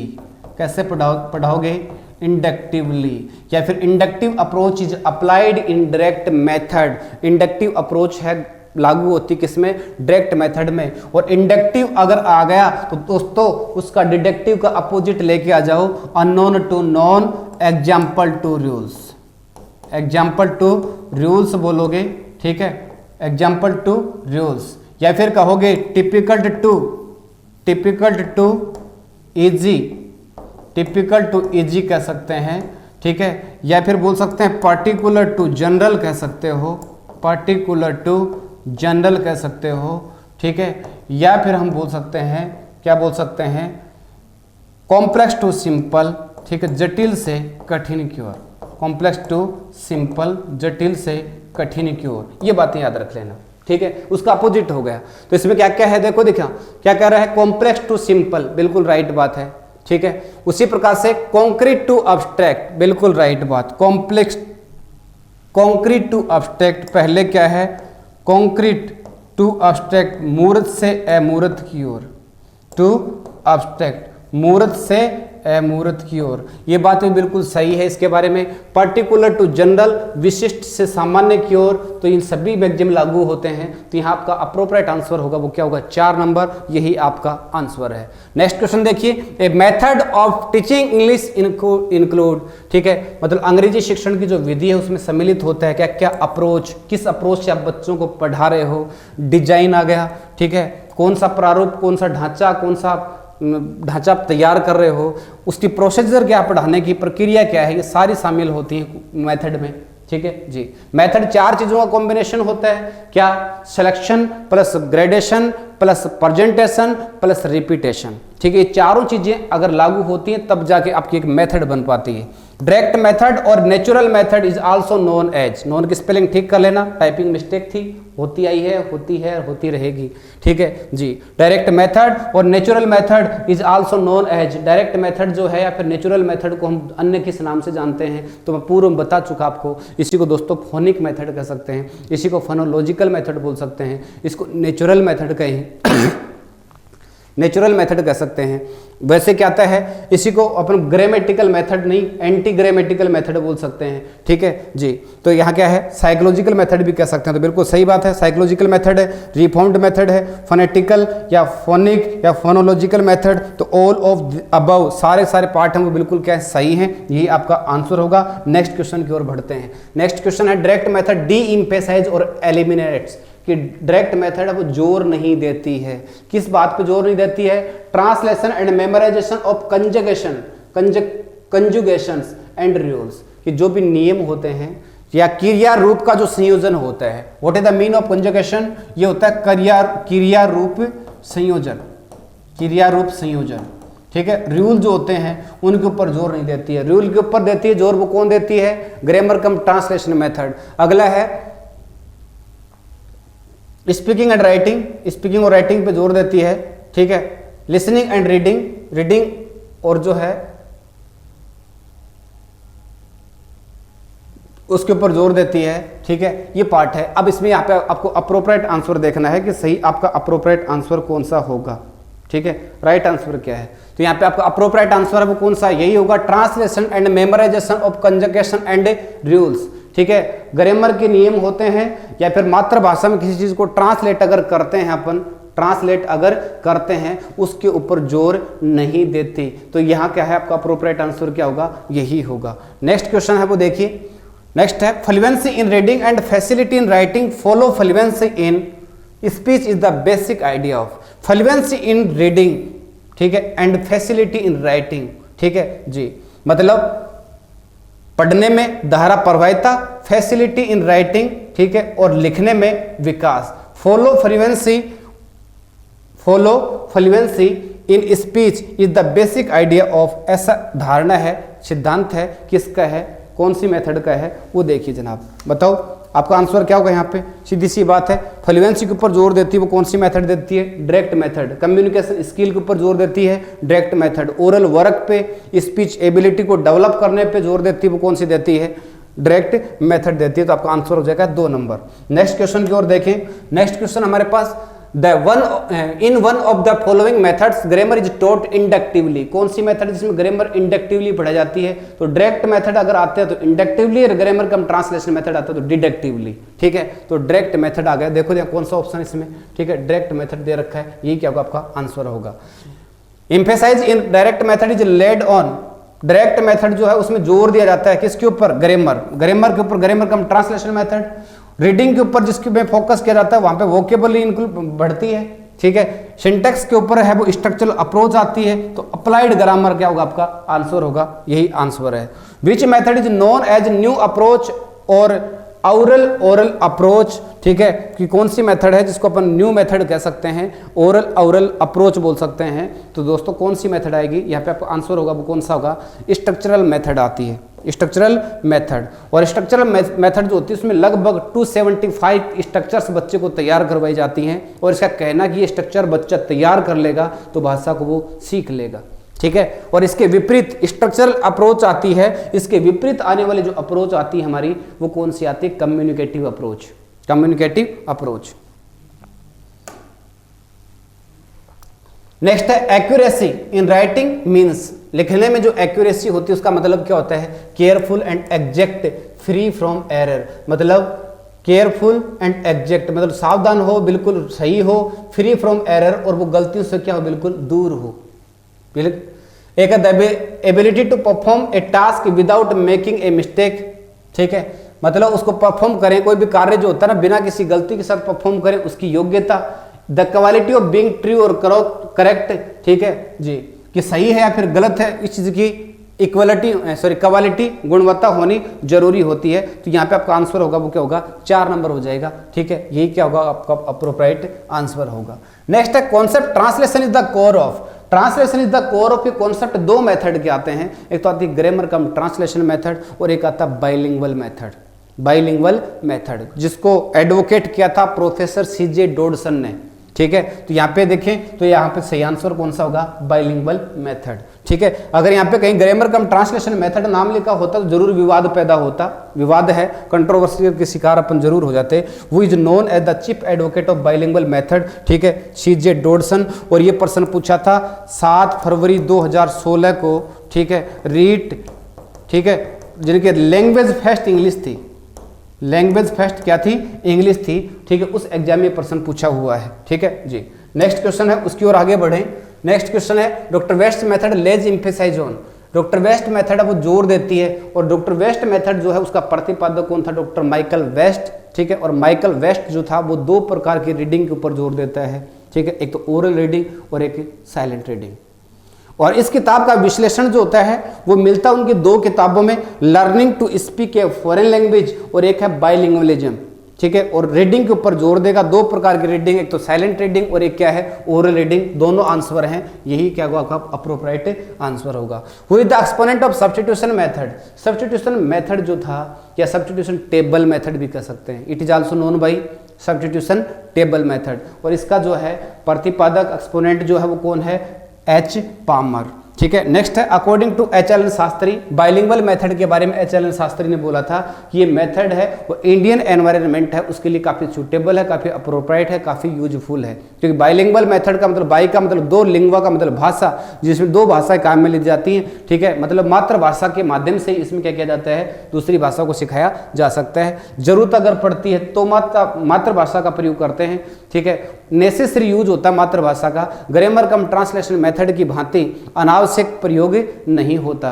और इसी वजह से ग्रामर कम ट्रांसलेशन मेथड और डायरेक्ट मेथड, इन दोनों के बीच का मिडवे का काम करने वाली जो मेथड है वो है अपनी बाइलिंगुअल मेथड, ठीक है जी। नेक्स्ट क्वेश्चन क्या है इसमें, अकॉर्डिंग टू एच.एल. शास्त्री कौन सी मेथड है, बाइलिंगुअल मेथड। 3 नंबर आंसर होगा आपका, ठीक है। नेक्स्ट क्वेश्चन की ओर आगे बढ़े। नेक्स्ट क्वेश्चन क्या है अपना, जरा देखिए, ठीक है। The grammar translation method page little attention, ठीक है, टू, कि ग्रामर कम ट्रांसलेशन मेथड है वो न के बराबर जोर देती है। और किसके ऊपर देती है, न के ऊपर जोर किसके ऊपर देती है, ग्रामर। ग्रामर तो इसमें पढ़ाई जाती है, कैसे पढ़ाई जाती है, डिडक्टिवली। ट्रांसलेशन इनटू मदर टंग बिल्कुल की जाती है, मदर टंग का यूज होता है। प्रोनाउंसिएशन का ऊपर क्या करती है, वो न के बराबर जोर डालती है। करेक्ट प्रोनाउंसिएशन सिखाने काम जीटी मेथड नहीं करती, करेक्ट प्रोनाउंसिएशन सिखाने काम डायरेक्ट मेथड करती है, ठीक है जी। आगे, the text book occupies an important place in which method. जिस मेथड को हम क्या बोलते हैं, टीचर ओरिएंटेड मेथड बोलते हैं, बुक ओरिएंटेड मेथड बोलते हैं, ठीक है। तो बुक ओरिएंटेड मेथड क्यों बोलते हैं, क्योंकि किताब अगर नहीं है, टीचर पढ़ाता किससे, किताब से पढ़ाता है, उसको रीडिंग करता है, ठीक है, ट्रांसलेट करता है, ठीक है। तो टेक्स्ट बुक ऑक्यूपाइज, महत्वपूर्ण स्थान जो होता है वो किसका होता है, टेक्स्ट बुक का होता है। तो आपका आंसर होगा ग्रामर कम ट्रांसलेशन मेथड, ठीक है। नेक्स्ट एंड फाइनल क्वेश्चन देखिए, which is called the soul of a language. तो भाषा की आत्मा हम किसको मानते हैं, तो भाषा की आत्मा क्या होती है, ग्रामर। क्योंकि ग्रामर से अपन भाषा में शुद्धता सीखते हैं, शुद्ध लिखना, शुद्ध पढ़ना, शुद्ध बोलना, शुद्ध सुनना, जो भी भाषा में अपन शुद्धता सीखते हैं, इसके डेवलपमेंट के संदर्भ में वो कौन सिखाती है, कौन सिखाएगी, ग्रामर सिखाती है। तो ग्रामर जो होती है वो तो क्या होती है, भाषा की आत्मा, ठीक है। उसी प्रकार से हम बोल सकते हैं कि क्लास में टीचर और स्टूडेंट मिलकर एक प्रोसेस का निर्माण करते हैं, जिस प्रोसेस को हम नाम देते हैं, क्या बोलते हैं, teaching learning process. Teaching learning process. तो टीचिंग लर्निंग प्रोसेस की आत्मा क्या होती है, वो होती है मोटिवेशन। एक प्रिंसिपल आता अपना कौन सा, motivation. Motivation is the soul of teaching learning process, ठीक है। तो यहाँ पे आपका अप्रोप्रिएट होगा वो आंसर जो क्या होगा, ग्रामर होगा, ठीक है जी। इन्हीं शब्दों के साथ जय हिंद, जय भारत। प्रश्न संख्या 61 कहता है कि ऋषि वन में उपवास करता है। ऋषि वन में उपवास करता है। अब देखिएगा, ऋषि वन में क्या कर रहा है, उपवास कर रहा है। तो बराबर आपको समझना चाहिए कि ऋषि जब वन में उपवास कर रहा है तो यदि उपसर्ग के साथ, यदि उपसर्ग के साथ में क्या आ जाए, वस धातु आ जाए, तो यह वस धातु 2 अर्थों में होती है। एक तो होती है निवासार्थे, एक तो किस अर्थ में होती है, निवासार्थे, निवास के अर्थ में, और दूसरी होती है उपवासार्थे, उपवास के अर्थ में, उपवास के अर्थ में होती है। तो बराबर आपको समझना है कि जब निवास के अर्थ में आए, यदि वस धातु उपसर्ग के साथ निवास के अर्थ में आए तो विभक्ति कौन सी हो जाएगी? विभक्ति द्वितीय हो जाएगी। और यदि वस धातु उपसर्ग के साथ उपवास में आए तो विभक्ति कौन सी हो जाएगी? सप्तमी हो जाएगी। ये हमको जानना है। अब यहाँ पे कह रहा है कि सप्तमी विभक्ति वन में उपवास करता है तो उपवास के योग में कौन सी आएगी? सप्तमी। यहाँ पर द्वितीय आई है, यहाँ पर तृतीय आई है, यहाँ पर चतुर्थी है और वने में कौन सी है? सप्तमी। तो इसका राइट आंसर भी क्या पढ़ा जाए? ऋषि वने उपवसति। अगला कह रहा है मेलनम कुरुत, मेल कीजिएगा। तो मेल करने में यथाशक्ति तो किसका उदाहरण है? अनतिक्रम्य का। फिर इसके बाद में प्रत्यर्थम किसका है? वीपसा का भेद है। और ये किसका है? अनुरूपम, अनुरूपम रूपस्य योग्यम, योग्यता का है। और बच गया अनुविष्णु, ये किसका आ जाएगा? ये इसका आ जाएगा पश्चात का। कन्फर्म। इसलिए इसका राइट आंसर एक में दे, एक में दे, इसमें भी है दे। फिर ये कह रहा है दो, दो में कौन है? से, तो दो में से बराबर ये खत्म। तो इसका राइट आंसर क्या हो जाएगा? 3। अगला प्रश्न पढ़ते हैं कि निहन्यन्ते च विवशा प्राणिने है। निहन्यन्ते मारे जाते हैं, च विवशा प्राणिने विवश प्राणी, यानी कि और जो विवश प्राणी हैं वो मारे जाते हैं। वाक्य अस्मिन्, इस वाक्य में विशेषणम पदम किम, विशेषण पद क्या है? अब ये विशेषण पद क्या है? निहन्यन्ते हैं या विवशा है या प्राणिने है या च है। तो बराबर ये कह रहा है प्राणी, प्राणियों का जो विशेषण है वो कौन है? विवश। इसलिए यहाँ पर राइट आंसर विवश ही होगा। और आपको 63 में आंसर भी क्या जानना है? 2।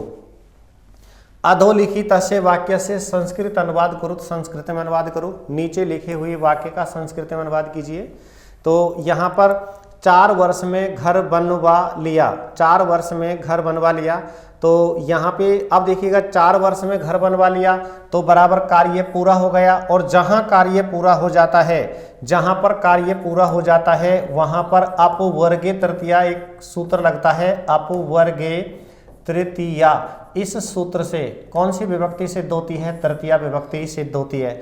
अब जहाँ कालवाची और मार्गवाची शब्दों का उल्लेख हो लेकिन कार्य पूरा हो जाए, फल की प्राप्ति हो जाए वहाँ, तो अब देखिएगा यहाँ पे कौन सी विभक्ति का प्रयोग होगा? तृतीया का। तो या तो चतुर्थी का हो रहा है, गलत है। यहाँ पे चतुर्षु वर्षई, वर्ष सप्तमी का हो रहा है, ये भी गलत है। यहाँ पे वर्षई ग्रहम, ये भी गलत है। ये कह रहा है कि चतुर्भी तृतीया का बहुवचन है, वर्षई ग्रहम निर्मापितवान, इसलिए यहाँ तृतीया का प्रयोग होने के कारण राइट आंसर यही पढ़ा जाए।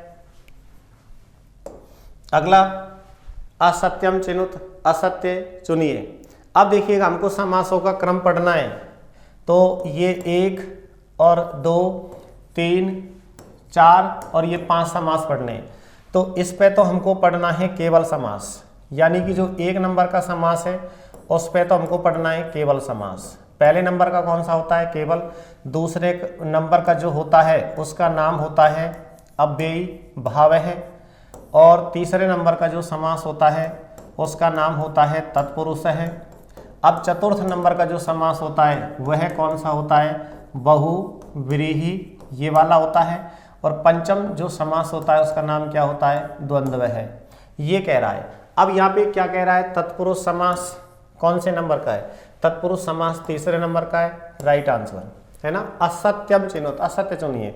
द्वंद्व समास, अब द्वंद्व समास कौन से नंबर पे आ रहा है? 5वें नंबर पे, तो बराबर ये राइट आंसर। केवल समास प्रथम है, बराबर केवल समास कौन से पे है? प्रथम पे, राइट आंसर। बहुब्री समास पंचम है, यानी कि बहुब्री समास 5वां नहीं है, बहुब्री समास कौन सा है? चतुर्थ। यहाँ पे क्या उत्तर होता? चतुर्थ। तो ये सही होता, नहीं तो नहीं, इसलिए बहुब्री समास 4 नंबर पे होता है ना। तो इसमें असत्य कथन पूछा है तो यही उत्तर होगा। अव्ययी भाव समासस्य उदाहरणम नास्ति, अव्ययी भाव समास का उदाहरण नहीं है। अब इसमें से कौन सा उदाहरण नहीं है? देखो पंचगंगम, दिव्य यमुनम, आपने एक नदी भिष्य सूत्र पढ़ा होगा, नदी भिष्य। अब ये नदी भिष्य सूत्र जो है वो ये कह रहा है कि पंचगंगम इसका उदाहरण होगा, दिव्य यमुनम भी इसका उदाहरण होगा, और ये अति यौवनम भी इसका एक उदाहरण होगा। बेभाव का अति के साथ बन रहा है, लेकिन ये अरण्यातीत में अति लग रहा है कि द्वितीया श्रितातीत पतित गतात्यस्त प्राप्तापन्नई। हमने कहा कि द्वितीया विभक्ति का प्रयोग होगा। कहाँ? श्रित, अतीत, पतित, गत, अत्यस्त, प्राप्त और आपन्न। यदि कहीं किसी सामासिक पद के अंत में श्रित, अतीत, पतित, गत, अत्यस्त, प्राप्त और आपन्न मिल जाते हों, वहां पर द्वितीया तत्पुरुष का प्रयोग होगा। अब यहाँ पे कौन आ गया? अतीत आ गया, है ना, अतीत, ये रहा अतीत। तो बराबर ये समास किसका उदाहरण हो गया? तत्पुरुष का हो गया। इसलिए ये सवाल पूछ रहा है कि अव्ययीभाव समासस्य उदाहरणम नास्ति, उदाहरण नहीं है, तो इसका राइट आंसर क्या होगा? 4। अब ये 4 इनमें से ढूंढना है, केवल 1 और 2, 1 और 2 ये तो सही है ना, और ये केवल 2, 3, केवल 2 और 3 ये भी सही है, तो बराबर केवल 4 न किमपि होगा ही नहीं, तो इसका राइट आंसर क्या पढ़ा जाए? राइट आंसर इसका ये वाला पढ़ा जाए। क्लियर ना? उत्तर आपको वहां से नहीं, उत्तर यहां से देना है। क्लियर? इसके बाद अगला प्रश्न कह रहा है धनस्य बिना जीवनम व्यर्थम, धन के बिना जीवन क्या है? व्यर्थ है। अब ये बिना के योग में कौन सी विभक्ति होती है? तो वाक्यम इदम शुद्धम कुरुत, धनाय बिना जीवनम व्यर्थम, धनेन बिना जीवनम व्यर्थम, धने बिना जीवनम व्यर्थम, धने बिना जीवनम व्यर्थम। अच्छा, देखा ये गया है कि जो ये विना होता है अव्ययपद, इस विना के योग में तृतीया भी होती है, द्वितीया भी होती है ना, और ये कौन सी होती है? पंचमी। अब यहाँ पर द्वितीया, तृतीया और पंचमी में से कौन सा आया है? देखो इसमें तो कौन सी आई है? धनेन में तृतीया, धनाय में चतुर्थी, धने में प्रथमा, है ना, या धनम जो भी बनेगा, और इसके बाद में धने में कौन सी आएगी? सप्तमी। तो इसमें से कोई सी भी नहीं है, ये भी नहीं है, ये भी नहीं है, ये भी नहीं है, तो बराबर धनेन में कौन सी आ गई? तृतीया। राइट आंसर क्या होगा? यही होगा। यदा पूर्व पदम अन्य पद से विशेषणम भवति। देखो जब पूर्व पद अन्य पद का, हमने एक तो क्या लिख दिया है? पूर्व पदम। समास में 2 पद पढ़े गए, पूर्व पद और उत्तर पद। पूर्व पद, और ये कौन सा पद होता है? उत्तर पद। लेकिन ये उत्तर पद बहुब्रीहि समास में किस नाम से जाना जाता है? अन्य पद के नाम से जाना जाता है। कि जब ये पूर्व पद कौन से पद का विशेषण बनता है? उत्तर पद का। ये कह रहा है जब पूर्व पद अन्य पद का, यहाँ पे उत्तर पद को किस नाम से जाना गया है? अन्य पद का। जब पूर्व पद अन्य पद का विशेषण होता है तब वह कौन सा समास सिद्ध होता है? समास सिद्ध होता है बहुब्रीहि, क्योंकि पूर्व पद कौन से पद का विशेषण बन रहा है? अन्य पद का विशेषण। ये पूर्व पद इसका विशेषण बनेगा उत्तर पद का, यानी कि अन्य पद का। तो राइट आंसर क्या पढ़ा जाए? बहुब्रीहि। अब अगला प्रश्न, महात्मा पद से समास विग्रह अस्ति। महात्मा पद का समास विग्रह है, तो महान आत्मा ये तो सामान्य है, महान आत्मा च ये होगा नहीं, है ना। ये कह रहा है कि महात्मा। अब जो ये यहाँ पे महान आत्मा लिखा है, इस महान आत्मा में आपको ये च सब का प्रयोग करना है। अब देखो ये महान हो गया और ये कौन हो गया? आत्मा। मुझे ये बताना चाहिए कि यहाँ पे आत्मा की विशेषता कौन बता रहा है? महान। तो ये कौन हो गया? विशेषण, ये विशेषण। और ये आत्मा कौन हो गया? विशेष्य। समझना ये होगा कि जब विशेषण के बाद में क्या पढ़ा जाए? च असौ, वहां पर कौन सा? महात्मा का समास विग्रह होगा। बराबर ये जो च असौ है ना, इस च असौ का प्रयोग किसके बाद होगा? विशेषण के बाद। तो इसका राइट आंसर क्या आ जाएगा? महान च असौ आत्मा। महान है जो आत्मा, वह कौन सा? महात्मा हो जाएगा। विशेषण के पश्चात इनका प्रयोग होगा। अशुद्ध वाक्यम चिनुत, अशुद्ध वाक्य चुनिए। एक आंख का काना, केवल एक आंख का काना है, तो क्या आएगा? अक्षणा काणे, सही है। फिर ये कह रहा है ये नांग विकार, एक सूत्र पढ़ा है हमने, है ना, ये नांग विकार से लिया है। सूत्र का नाम क्या है? ये नांग विकार है। जब किसी प्राणी में कोई विकार दिखाई देता है वह कौन सी विभक्ति होती है? तृतीया। एक आंख का काना, अक्षणा काण, सही है। देवदत्त सिर का गंजा है, तो देवदत्त है सिरसा खलवाटो अस्ति। देवदत्त सिरसा, सिरसा में भी तृतीया विभक्ति है, अक्षणा में भी तृतीया विभक्ति है। सुरेश है, सुरेश कमर का कोबड़ा है, तो सुरेश है कट्या कुब्जे। यहां पर देखते हैं गिरिधर कान का बहरा है, तो गिरिधर है कर्णेन बधिर है, कान से बहरा है तो कान में कर्णेन में कौन सी है, तृतीया। यहां देखो ये क्या लिख दिया, कट्या। अगर ये यहां पे बिना विसर्ग के होता तो तृतीया का एक वचन होता, लेकिन हमने यहां पर क्या लिख दिया है इसको, कट्या। अब कट्या में विसर्ग लगा दिया, या जब विसर्ग का आता है तो वो या तो पंचमी का एक होगा या षष्ठी का एक होगा, इसलिए ये कह रहा है अशुद्ध वाक्य। तो इसका राइट आंसर भी क्या होगा, यही होगा। अगला सवाल कि प्रतिदिनम सामासिक पदे कह समास है। प्रतिदिनम सामासिक पद में कौन सा समास है, अव्यय भाव तत्पुरुष कर्मधारी है, न किमपि। तो प्रतिदिनम अव्यय के साथ बन रहा है, क्या हो जाएगा, अव्यय भाव। पंचानाम वटानाम समाहार इत्यस्य सामासिक पदम अस्ति। पंचानाम वटानाम समाहार है, 5 वाटिकाओं का समूह, इसका सामासिक पद क्या होगा, तो क्या बन जाएगा, पंचवटी, पंचवटम, पंचवटे, पंचवटानी। तो क्या बन जाएगा, पंचवटी, 5 वाटिकाओं का समूह। क्षंतव्यो अयम वरा को जने है, क्षमा के योग्य है यह बेचारा पुरुष आदमी। वाक्य अस्मिन, इस वाक्य में जन है, जन पद का विशेषण बताना है, जन पद का विशेषण। तो ये मनुष्य कैसा है, बेचारा, बराको, इसलिए बराको में क्या हो जाएगा विशेषण, बराको कहाँ है, ये बराक है, इसका उत्तर हो जाएगा क्योंकि ये इसका विशेषण है। अगला प्रश्न है विशेषण विशेष से आधारेण अशुद्ध वाक्यम चिनुत। विशेषण विशेष के आधार से अशुद्ध वाक्य चुनो। देखो हमने यहाँ पे द्वितीय विभक्ति का प्रयोग किया है, ग्रंथों में भी कौन है, द्वितीय विभक्ति। यहाँ पर श्रेष्ठतमा नारी स्त्रीलिंग है ना, और नारी में भी कौन है, स्त्रीलिंग, दोनों में स्त्रीलिंग है। सुंदरी और बालिका, सुंदरी भी कौन से लिंग में, स्त्रीलिंग में, और बालिका कौन से लिंग में, स्त्रीलिंग में, ठीक है ना।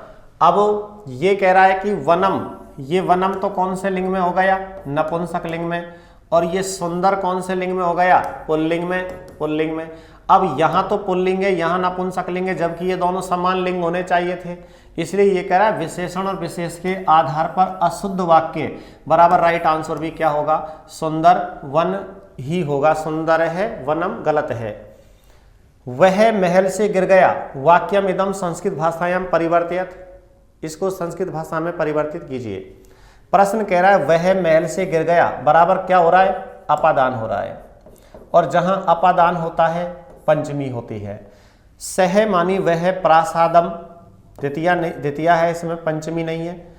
प्रासादस्य से लग रहा है, षष्ठी है, और ये सा प्रासादात अपदत, यहाँ पे कौन सी है, पंचमी, और यहाँ पर कौन सी है, पंचमी, पंचमी है दोनों में। लेकिन वह कौन से लिंग में है, पुल्लिंग में, क्योंकि गिर गया पुल्लिंग वाली बात है। तो ये कौन से लिंग में आया है, स्त्रीलिंग में, और ये सह किस में आया है, पुल्लिंग में। तो उत्तर भी क्या होगा, सह प्रासादात अपतत वह महल से गिर गया। अगला प्रश्न जानिए, श्रव्य साधनम अस्ति, श्रव्य साधन है। अब श्रव्य साधन क्या है, ग्रामोफोन बिल्कुल है, ध्वनि पंजिका बिल्कुल है, भाषा पंजिका बिल्कुल है, इसलिए राइट आंसर क्या होगा, श्रव्य। अगला प्रश्न है श्रव्य दृश्य साधना नाम उद्देश्यम अस्ति, यानी कि श्रव्य दृश्य साधनों का उद्देश्य है। क्या उद्देश्य है, देखो, शिक्षणम प्रभावपूर्णम स्यात्। श्रव्य दृश्य साधनों का उद्देश्य पूछा है इसमें कि वे साधन जो श्रव्य भी हैं और दृश्य भी हैं उनका क्या उद्देश्य है, तो शिक्षण प्रभावपूर्णम स्यात्, बिल्कुल प्रभावपूर्ण होता है। यथार्थ ज्ञान से संपादनम, बिल्कुल यथार्थ ज्ञान निकल के आता है। छात्रा भाषा अध्ययन सक्रिय से, छात्र भाषा के अध्ययन में सक्रिय हों, ये भी बिल्कुल सही है। तो राइट आंसर क्या आ जाएगा, एतानी सर्वाणी। अगला प्रश्न श्रवण भाषण पठन लेखन कौशलानि शास्त्रीय पद्धत्या प्रामापयितुं शक्यते। प्रश्न कह रहा है आपसे कि श्रवणम भाषणम, यानी कि श्रवण भाषण पठन और लेखन है ना, कौशलानि कौशलों को शास्त्रीय पद्धत्या प्रमापयितुं, शास्त्रीय पद्धति से मापन के लिए और मापितुं शक्यते, मापा जा सकता है। अब एवं मनोवैज्ञानिक पद्धत्या, मनोवैज्ञानिक पद्धति से खाली जगह संस्कृतम मध्येतुं शक्यते, और मनोवैज्ञानिक पद्धति से भाषा प्रयोगशाला के माध्यम से संस्कृत में पढ़ाया जा सकता है। इसलिए राइट आंसर क्या आएगा, भाषा प्रयोगशालायाम। अगला प्रश्न कह रहा है आपसे कि शाब्दिक संप्रेषण। तो शाब्दिक संप्रेषण कितने प्रकार का होता है? शाब्दिक संप्रेषण 2 प्रकार का होता है, ये आप जानते ही हैं। अगला कि खाली जगह निर्मितम आकुंचन फल के प्रस्तुतिकरणम आकर्षकम भवति।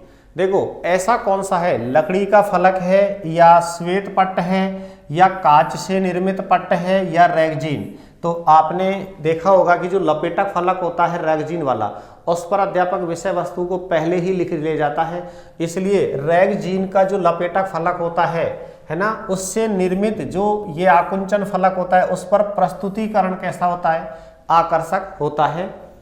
राइट आंसर रैगजीन ही माना जाए। दृश्य श्रव्य उपकरणानि शिक्षण से खाली जगह भवन्ति।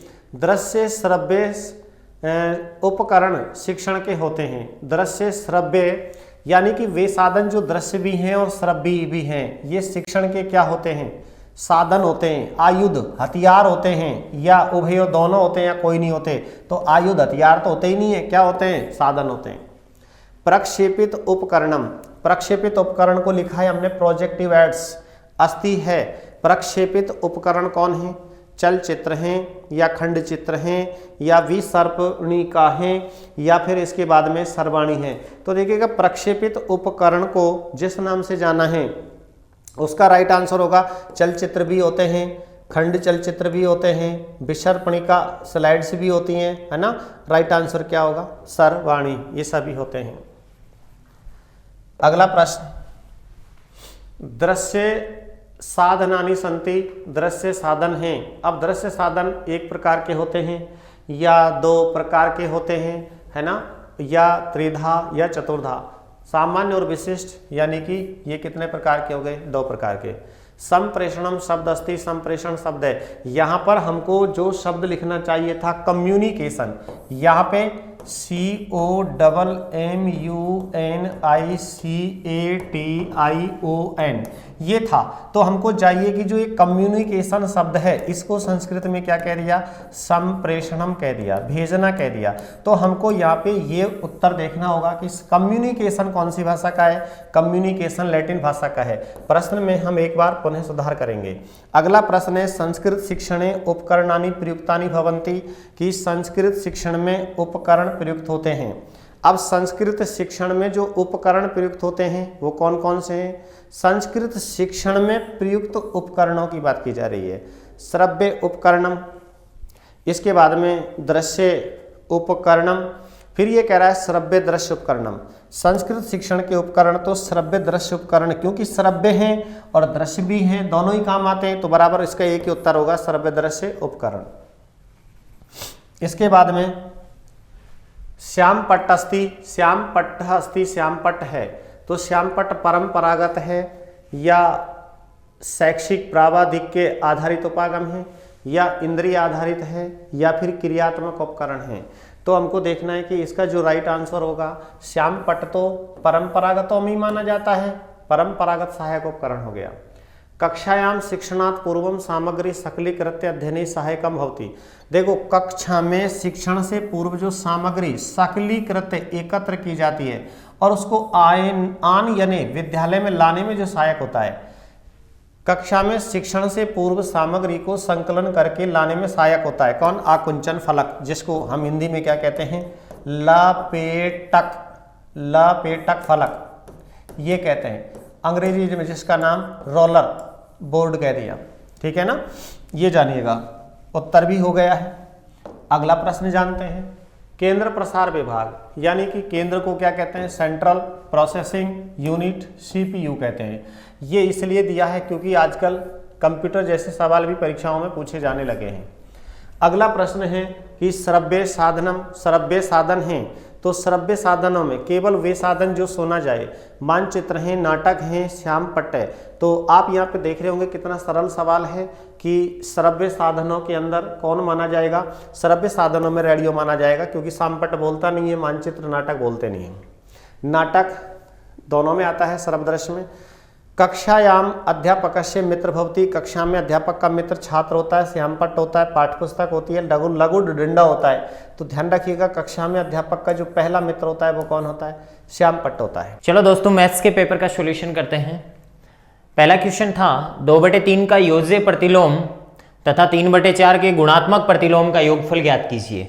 2/3 का योज्य प्रतिलोम क्या होता है? देखो योज्य प्रतिलोम के बारे में मैंने आपको बताया था कि योज्य प्रतिलोम में ऐसी संख्या ली जाती है जिसका पूर्व संख्या के साथ में योगफल 0 प्राप्त हो, या कहने का मतलब आप सिंपल लैंग्वेज में इस प्रकार से भी बोल सकते हो कि 2/3 का यदि योज्य प्रतिलोम चाहिए तो आप इसका साइन चेंज कर दो, -2/3 कर दो, ठीक है। हाँ जी, गुणात्मक प्रतिलोम का अपनी मूल संख्या के साथ में गुणनफल 1 प्राप्त होता है। तो कहने का मतलब 3/4 का गुणात्मक प्रतिलोम क्या प्राप्त होगा, 4/3, ठीक है। और इन दोनों का आपको क्या करना है, योगफल।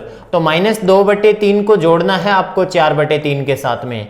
तो एलसीएम कितना ले लोगे बताओ आप, 3 ले लोगे। एलसीएम कितना आएगा हमारे पास में, 3, और -2 + 4 वैल्यू कितनी आएगी आपके पास में, +2 अपॉन में कितना, 3। तो 2/3 कौन से ऑप्शन में है, थर्ड ऑप्शन में है, तो ये राइट आंसर माना जाएगा। नेक्स्ट है निम्न में से गुणात्मक तत्समक है।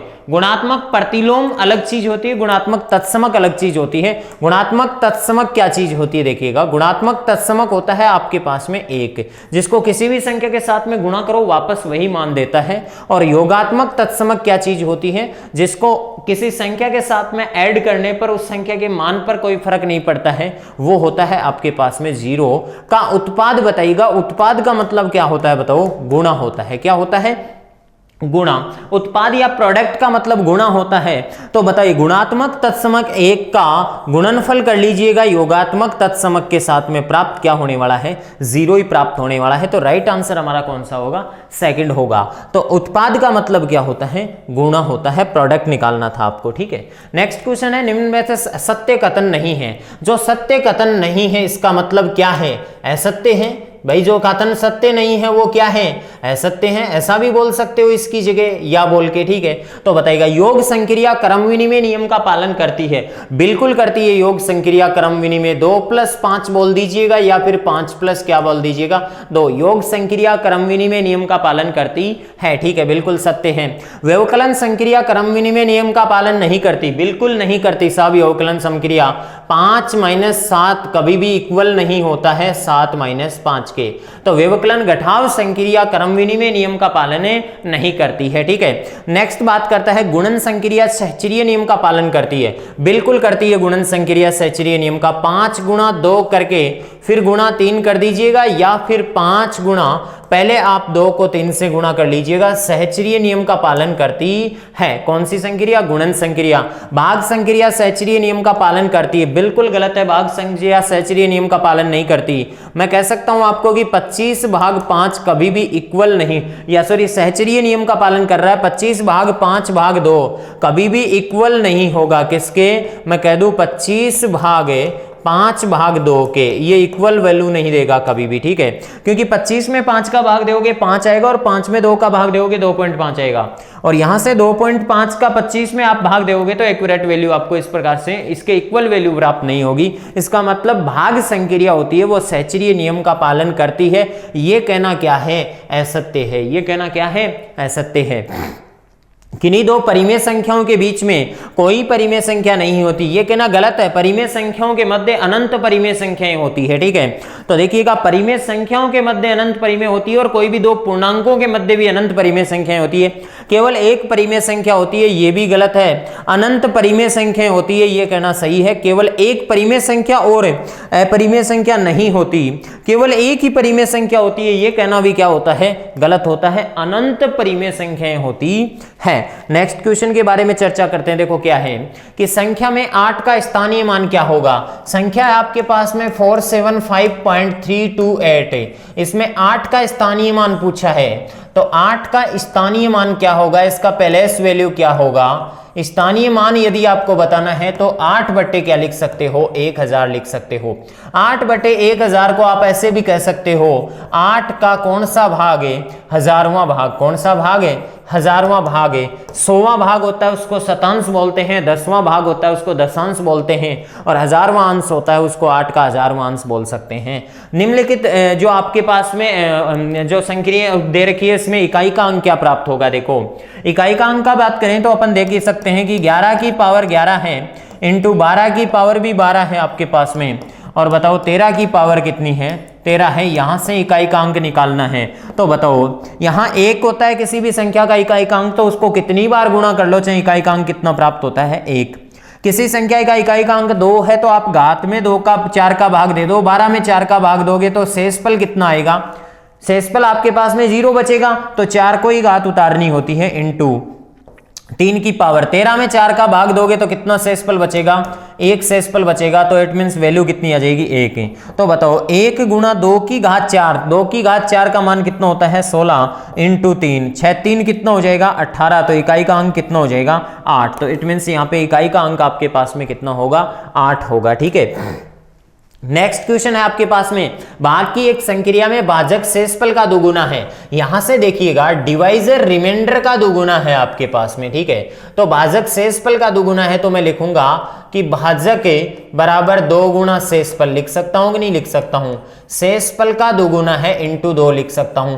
जबकि भागफल शेषफल का तिगुना है, भागफल शेषफल का कितने गुना है, तिगुना है, तो आपको कह रखा है कि भागफल शेषफल का 3 गुना है। शेषफल गुणा कितना कर दूं, 3 कर दूं। चलो ये शेषफल का कितने गुना कर लिया, 3 गुना।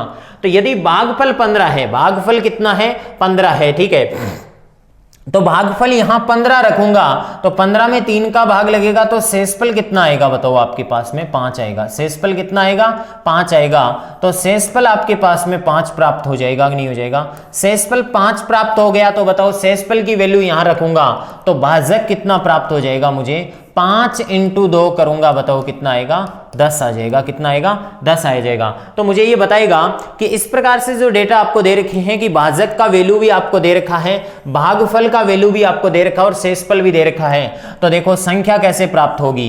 अभाज्य नहीं, यहाँ पे भाज्य संख्या पूछी है। ठीक है, भाज्य, तो भाज्य यहां होती है कि नहीं होती है। ठीक है, भागफल आपके पास में कितना आ रहा है 15 और शेषफल आपके पास में कितना आ रहा है, शेषफल आपको दिया है यहाँ पे 5। ठीक है, शेषफल आपको कितना दे दिया 5 दे दिया। ठीक है, और भाजक कितना है आपका 10 है। ठीक है, तो 10 को आप 50 से क्या करेंगे गुणा करेंगे, 10 इंटू 15 से प्लस क्या करेंगे 5, तो 150 में 5 जोड़ेंगे 155 आ जाएगी कि नहीं आ जाएगी संख्या। तो भाज्य कितनी हो जाएगी, क्योंकि क्वोशंट आपको दे रखा है और डिवाइजर दे रखा है, रिमाइंडर आपको दे रखा है और डिवाइडेंट आपको पूछी है, तो डिवाइडेंट को अपन भाज्य बोलते हैं और भाज्य हमारे पास में प्राप्त होती है भाजक इंटू भागफल प्लस शेषफल से। ठीक है, नेक्स्ट है यह संख्या निम्न में से किससे विभाजित होगी, 3 की पावर 11, 3 की पावर 12 और 3 की पावर 13। देखिएगा 3 की पावर 11 दे रखी है प्लस आपको 3 की पावर 12 दे रखी है प्लस 3 की पावर कितनी दे रखी है 13। इसमें अगर मैं 3 की पावर कॉमन ले लूं, 3 की पावर 11 यदि कॉमन ले लूं, 3 की पावर कितनी कॉमन ले लूं 11 यदि आपके पास में यहां से कॉमन ले लें तो 3 की पावर 11 कॉमन लेंगे तो बाकी देखो आपके पास में क्या बचता रहेगा अंदर। बाकी आपके पास में पहले 3 की पावर 11 कॉमन ले ली, यहां 3 की पावर 0 बचेगी, 3 की पावर 1 बचेगी और 3 की पावर कितनी बचेगी 2 बचेगी। देखो कैसे कि 11 पावर अंदर से बाहर आ गई तो यहां कुछ नहीं बचा, 1 पावर 2 पावर। ठीक है, देखो 3 की पावर 11 को एज इट इज रख लूं, 3 की पावर 0 का मान 1, किसी की भी घात 0 का मान 1 होता है, 3 की घात 1 का मान 3, 3 की घात 2 का मान 9। एटलीस्ट मेरे पास में वैल्यू आ गई 3 की पावर 11 इंटू 9 और 3 12 और 1 कितना हो गया 13। इसको लिख सकता हूं 3 की घात 10 इंटू 3 इंटू 13 लिख सकता हूं नहीं लिख सकता हूं। देखो 3 की घात 10 इंटू 13, 3 कितना 39। आप कहोगे सर 11 से 13 से भी विभाजित है, बिल्कुल 13 से विभाजित है, लेकिन इसमें ऑप्शन कौन सा दे रखा है 39 से, तो 13 से भी है और 39 से भी विभाजित है। कहने का मतलब जो आपके पास में फैक्टर आता है फैक्टर से डिविजिबल होती है संख्या, क्योंकि गुणनखंड जो होता है फैक्टर जो होता है उसका भाग डेफिनेट संख्या में जाता है। तो देखिएगा इस संख्या का भी भाग उस फैक्टर में जाएगा 39 में, तो 39 39 आपका क्या हो जाएगा, राइट आंसर हो जाएगा। 7 से 11 से 17 से ये संख्याएं विभाजित नहीं होगी, ये आंसर क्या हो जाएंगे, कैंसिल हो जाएंगे। नेक्स्ट क्वेश्चन की चर्चा करते हैं। देखो नेक्स्ट क्वेश्चन क्या है, 7 की पावर 12 को 48 से विभाजित करने पर शेषफल क्या प्राप्त होगा। 7 की पावर 12 है, इसको 48 से विभाजित कर रहे हो आप, ठीक है। तो बताओ 7 की पावर 2 की होल पावर 6 लिख दूं तो कोई फर्क पड़ेगा, 48 है, बताइएगा। 49 की पावर कितनी लिख दूं इसको, 6 अपॉन में कितना, 48। मुझे एक बात बताओ, 49 को कितनी बार मल्टीप्लाई करोगे आप, 49 को कितनी बार मल्टीप्लाई करोगे, 6 बार मल्टीप्लाई करोगे और भाग किसका दोगे, 48 का। 48 का भाग 49 में एक शेषफल बचेगा, यहां भी कितना शेषफल बचेगा, 1। और ये 1 की पावर कितनी आ जाएगी, 6 बट्टे कितना, 48। और 1 की पावर कितनी हो, मान 1 ही आता है, तो बताओ कितना वैल्यू आ गया, 1 शेषफल आ गया आपके पास में। तो इस प्रकार के क्वेश्चन का आंसर कितना शेषफल बताएगा, 1, ठीक है। कौन सा कथन सत्य नहीं है, कौन सा कथन आपका सत्य नहीं है। सम संख्या में सम संख्या ऐड करते हैं तो क्या प्राप्त होती है, समी प्राप्त होती है।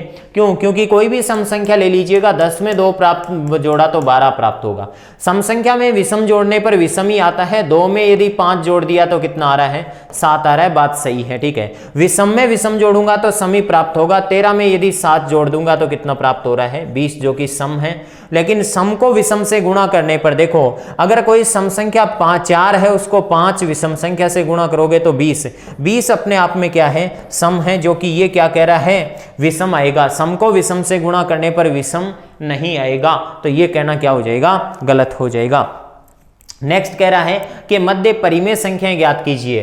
3/5 और 3/4 के मध्य परिमेय संख्याएं। तो मैं आपसे पूछना चाहता हूं 3/5 और 3/4 का क्या मेथड हमने सीखा था, हमने सीखा था कि अपॉन में नीचे 60 है तो आप 60 बना लो इसको। तो 5 को 60 बनाने के लिए 12 से गुणा करेंगे और ऊपर भी किससे, 12 से। इधर भी आप 15 से गुणा करेंगे और नीचे भी 15 से। क्यों, क्योंकि 4 को 60 बनाना है। तो ये तो हो जाएगा 45 बट्टे कितना, 60। और इधर हो जाएगा 12 दूनी 24, 12 3 36 बट्टे कितना, 60। मतलब दी गई संख्याएं 36 से बड़ी होनी चाहिए अंश में और 45 से छोटी होनी चाहिए। तो बताओ ये 36 से बड़ी है लेकिन 45 से छोटी है क्या, नहीं है। तो ये आंसर क्या हो जाएगा, गलत हो जाएगा। फिर देखो 20 बनवाने की कोशिश कर रहा है, इसके लिए चेक करते हैं अपन। इसके लिए 3/5 को 20 बनाने की कोशिश करें, 3/5 को 20 बनाने की कोशिश करें तो ऊपर नीचे 4 से गुणा, 12 बट्टे कितना आ गया, 20 आ गया। और हमारी नेक्स्ट फ्रैक्शन है 3/4, कितनी है, 3/4 को 20 बनाने के लिए ऊपर नीचे किससे गुणा करें,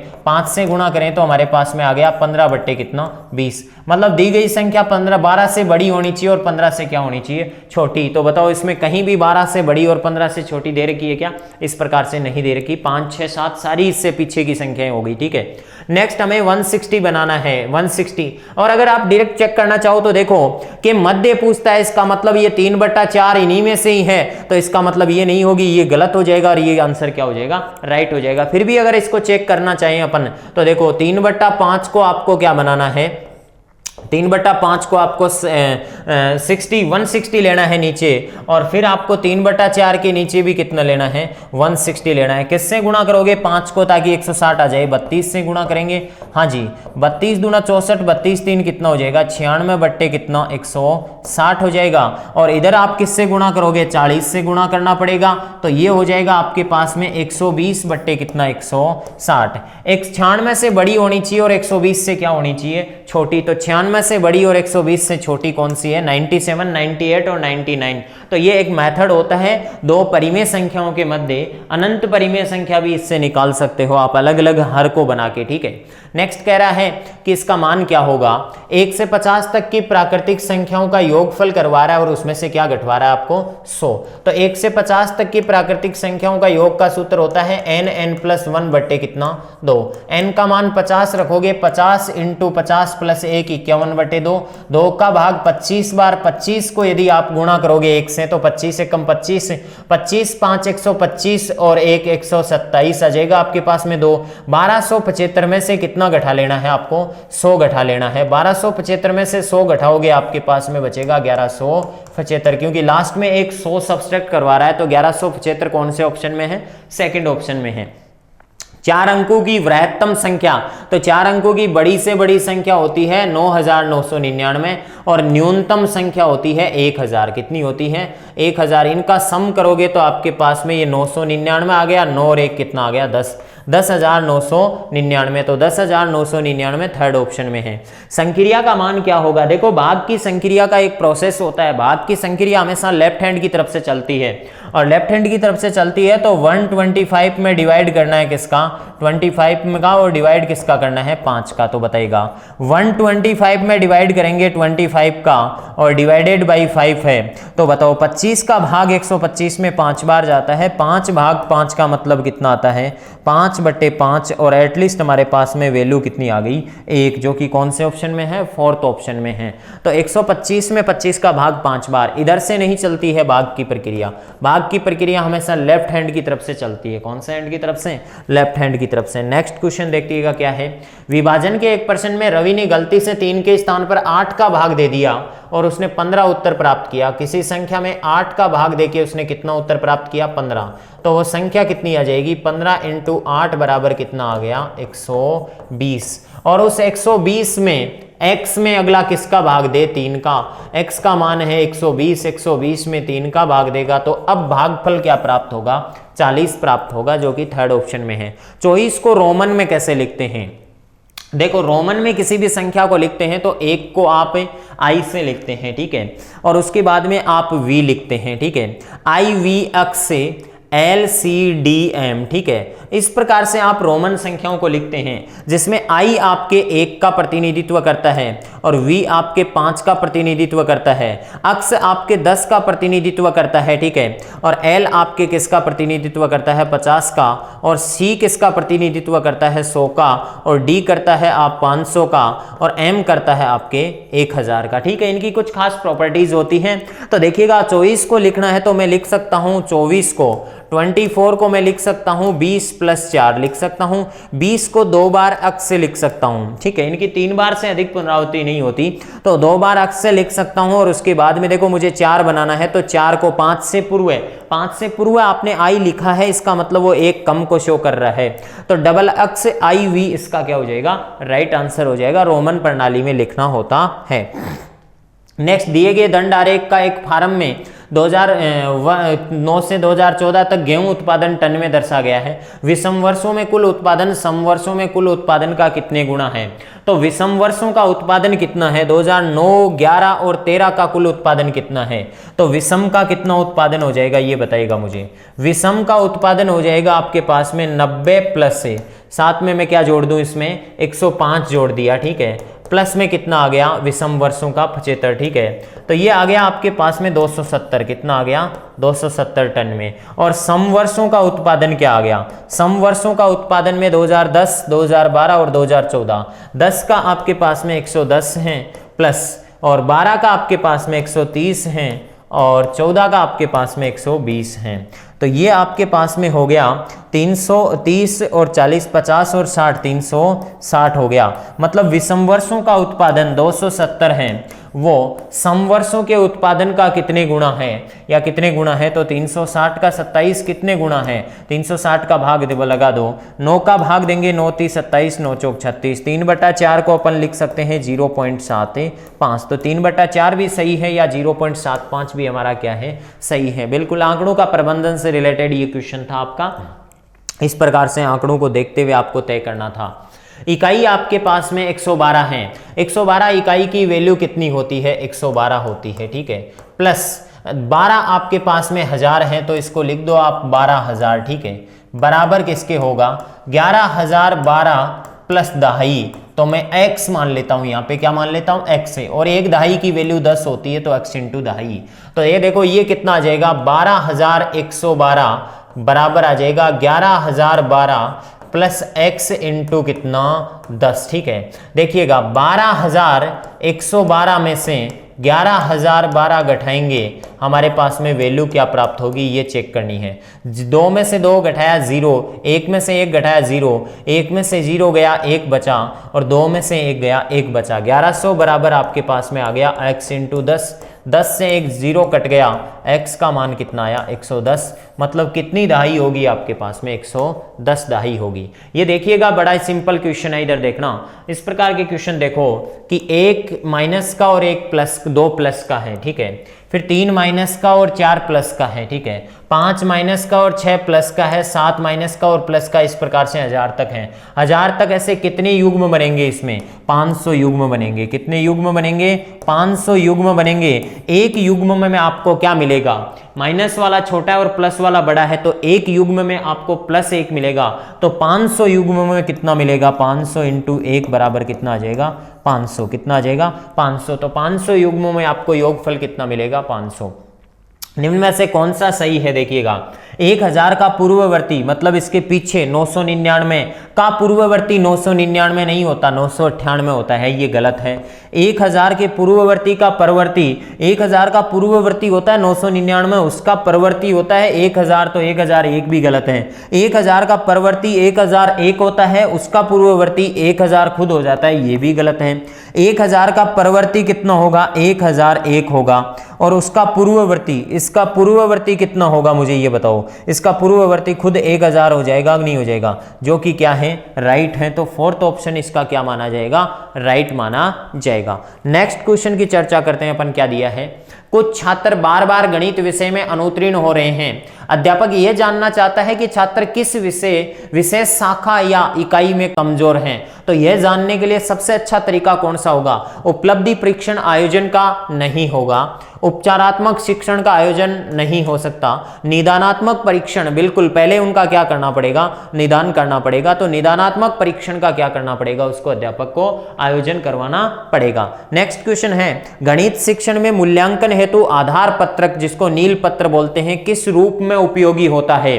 तो गणित शिक्षण में मूल्यांकन हेतु जो नील पत्र होता है वो प्रश्न पत्र निर्माण की आधारशिला बनाता है, ठीक है। ब्लूप्रिंट जिसको आप बोलते हो, नील पत्र होता है, वो प्रश्न पत्र की निर्माण की क्या होती है? आधारशिला होती है। शिक्षण उद्देश्यों के आधारित नहीं होती है। वो जो प्रश्न पत्र आपका तैयार होता है उसमें किस प्रश्न का कितना अंक बाहर रखना है, किस यूनिट का क्या रखना है, इस प्रकार की वो आधारशिला होती है, बेस होता है, ठीक है।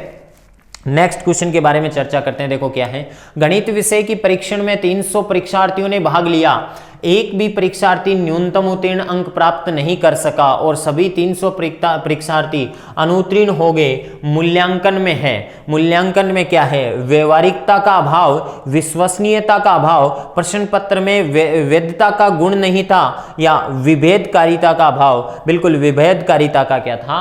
अभाव था। तो इसका राइट आंसर कौन सा होगा? विभेदकारिता का क्या होगा? अभाव होगा, ठीक है। नेक्स्ट क्वेश्चन आपको क्या दिया है? देखो, एनसीएफ 2005 में गणित शिक्षण के बारे में कहा गया है, अमूर्तन के आधार पर पढ़ाया जाए, छात्रों को सोच का गणितकरण किया जाएगा, उदाहरण व्यवहारिक दैनिक जीवन से संबंधित हैं, उपयुक्त सभी। बिल्कुल इसके सारे ही सारे ऑप्शन क्या होते हैं? इसके राइट होते हैं। तो इसका राइट आंसर हमारे पास में कौन सा मिलता है? हमें फोर्थ मिलता है, ठीक है। एनसीएफ 2005 में ये चीजें सारी बताई गई है, ठीक है। नेक्स्ट क्वेश्चन आपके पास में क्या है? नेक्स्ट क्वेश्चन के बारे में अपन चेक करते हैं। मूल्यांकन के लिए उत्तम उपकरण की क्या विशेषता होनी चाहिए, ठीक है। तो मूल्यांकन के लिए उत्तम उपकरण की क्या विशेषता होनी चाहिए? वस्तुनिष्ठता होनी चाहिए, बिल्कुल, विश्वसनीयता होनी चाहिए, वैधता होनी चाहिए, ये सभी सारे के सारे ही क्या होने चाहिए? इसकी विशेषता होने चाहिए, ठीक है। नेक्स्ट क्वेश्चन के बारे में चर्चा करते हैं। उपचारात्मक एवं निदानात्मक शिक्षण का लाभ है।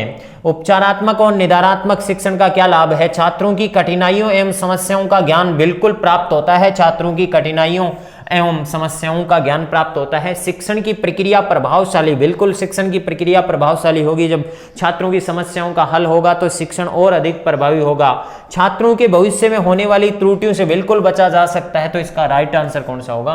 फोर्थ होगा। इसका राइट आंसर कौन सा माना जाएगा? फोर्थ माना जाएगा। नेक्स्ट क्वेश्चन क्या है? मूल्यांकन का उद्देश्य नहीं है छात्रों की उपलब्धि की जानकारी, ये मूल्यांकन का उद्देश्य में नहीं आता। शिक्षक को शिक्षण में मार्गदर्शक, ये भी मूल्यांकन का उद्देश्य नहीं है। परिणाम के लिए प्रतीक निर्धारण, बिल्कुल ये मूल्यांकन का क्या होता है? उद्देश्य होता है कि परिणाम के लिए प्रतीक का क्या करना है? निर्धारण करना है। नेक्स्ट क्वेश्चन को देखते हैं। नेक्स्ट क्वेश्चन हमारे पास में क्या है? नेक्स्ट क्वेश्चन आपको कह रहा है मूल्यांकन आवश्यक है, परीक्षण प्रणाली में सुधार के लिए बिल्कुल सही बात है, अधिगम प्रक्रिया में सुधार के लिए बिल्कुल सही बात है, मानकों का निर्धारण करने में ये भी राइट है। तो इसका राइट आंसर कौन सा माना जाएगा? फोर्थ माना जाएगा। इसका राइट आंसर कौन सा माना जाएगा? फोर्थ माना जाएगा। नेक्स्ट क्वेश्चन क्या है आपके पास में, गणित शिक्षण में मापन से आपका क्या तात्पर्य है? गणित शिक्षण में मापन से आपका क्या तात्पर्य है? व्यापकता का ज्ञान करना, बिल्कुल व्यापकता ज्ञात करना नहीं है, विश्वसनीयता ज्ञात करना भी इसका राइट आंसर नहीं है, वैधता ज्ञात करना भी नहीं है, मात्रा ज्ञात करना, कितनी मात्रा, क्वांटिटी ज्ञात करना, क्या चीज ज्ञात करना? क्वांटिटी ज्ञात करना इसका क्या होता है? तात्पर्य होता है। नेक्स्ट क्वेश्चन आपको कह रहा है कि किस अवस्था में बालक में अमूर्त वस्तुओं के बारे में समझ का विकास होता है? किस अवस्था में बालक में अमूर्त वस्तुओं के बारे में समझ का विकास होता है? तो ये बोल रहा है पूर्व बाल्य अवस्था में नहीं हो सकता, बाल्यकाल अवस्था में नहीं हो सकता, किशोरा अवस्था में बालक में अमूर्त वस्तुओं के बारे में समझ का विकास होता है। तो इसका राइट आंसर कौन सा माना जाएगा? किशोरा अवस्था। ठीक है, तो इस प्रकार से हमने मैथ्स के पेपर का सॉल्यूशन किया। Thank you. तो देखो, पहला जो क्वेश्चन है वह है कि आपके कठोर स्वभाव के अध्यापक को प्राचीनतम शिक्षा व्यवस्था में क्या कहा जाता है? तो उसे हम क्या कहते हैं? अत्याध्यापक, काष्ठाध्यापक, घोराध्यापक और प्रवक्ता। तो मित्रों ये ध्यान में रखना है कि उसे हम घोराध्यापक कहते हैं। क्या कहते हैं? घोराध्यापक। तो यहाँ इस क्वेश्चन का तीसरा विकल्प सही होगा। क्वेश्चन नंबर 122 है कि भारत में डाक द्वारा पैसे उपलब्ध करवाने की मनी ऑर्डर सुविधा कब प्रारंभ की गई? कि डाक द्वारा पैसे उपलब्ध करवाने की सुविधा कब प्रारंभ की गई? तो ये ध्यान में रखना 1880 ईस्वी में प्रारंभ की गई। तो यहाँ 122वें क्वेश्चन का भी पहला विकल्प सही होगा। इसके बाद में आपके आता है कि क्वेश्चन नंबर 123 कि भारत में डाक सेवा के अंतर्गत पिन कोड सुविधा कब प्रारंभ की गई? कि डाक सेवा के अंतर्गत पिन कोड सुविधा कब प्रारंभ की गई? बड़ा बहुत शानदार क्वेश्चन है 123वां क्वेश्चन। इसका विकल्प 2 सही होगा कि ये 15 अगस्त 1972 ईस्वी को क्या की गई? प्रारंभ की गई। ठीक है ना?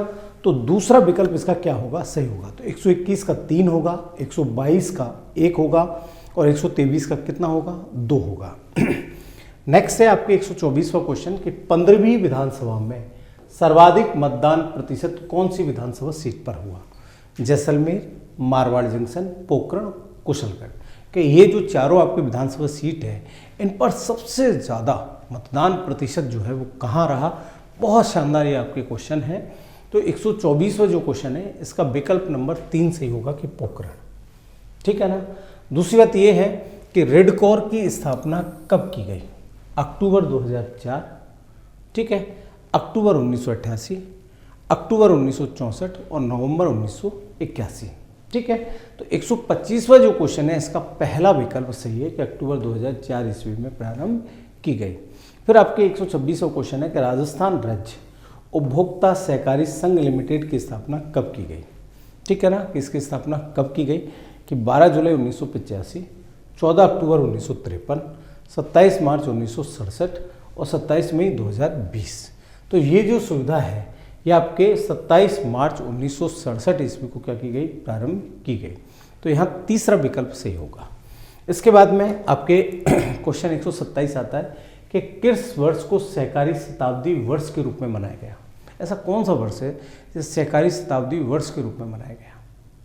ठीक है, कि वर्ष 2005, वर्ष 2004, वर्ष 2009 और वर्ष 2003।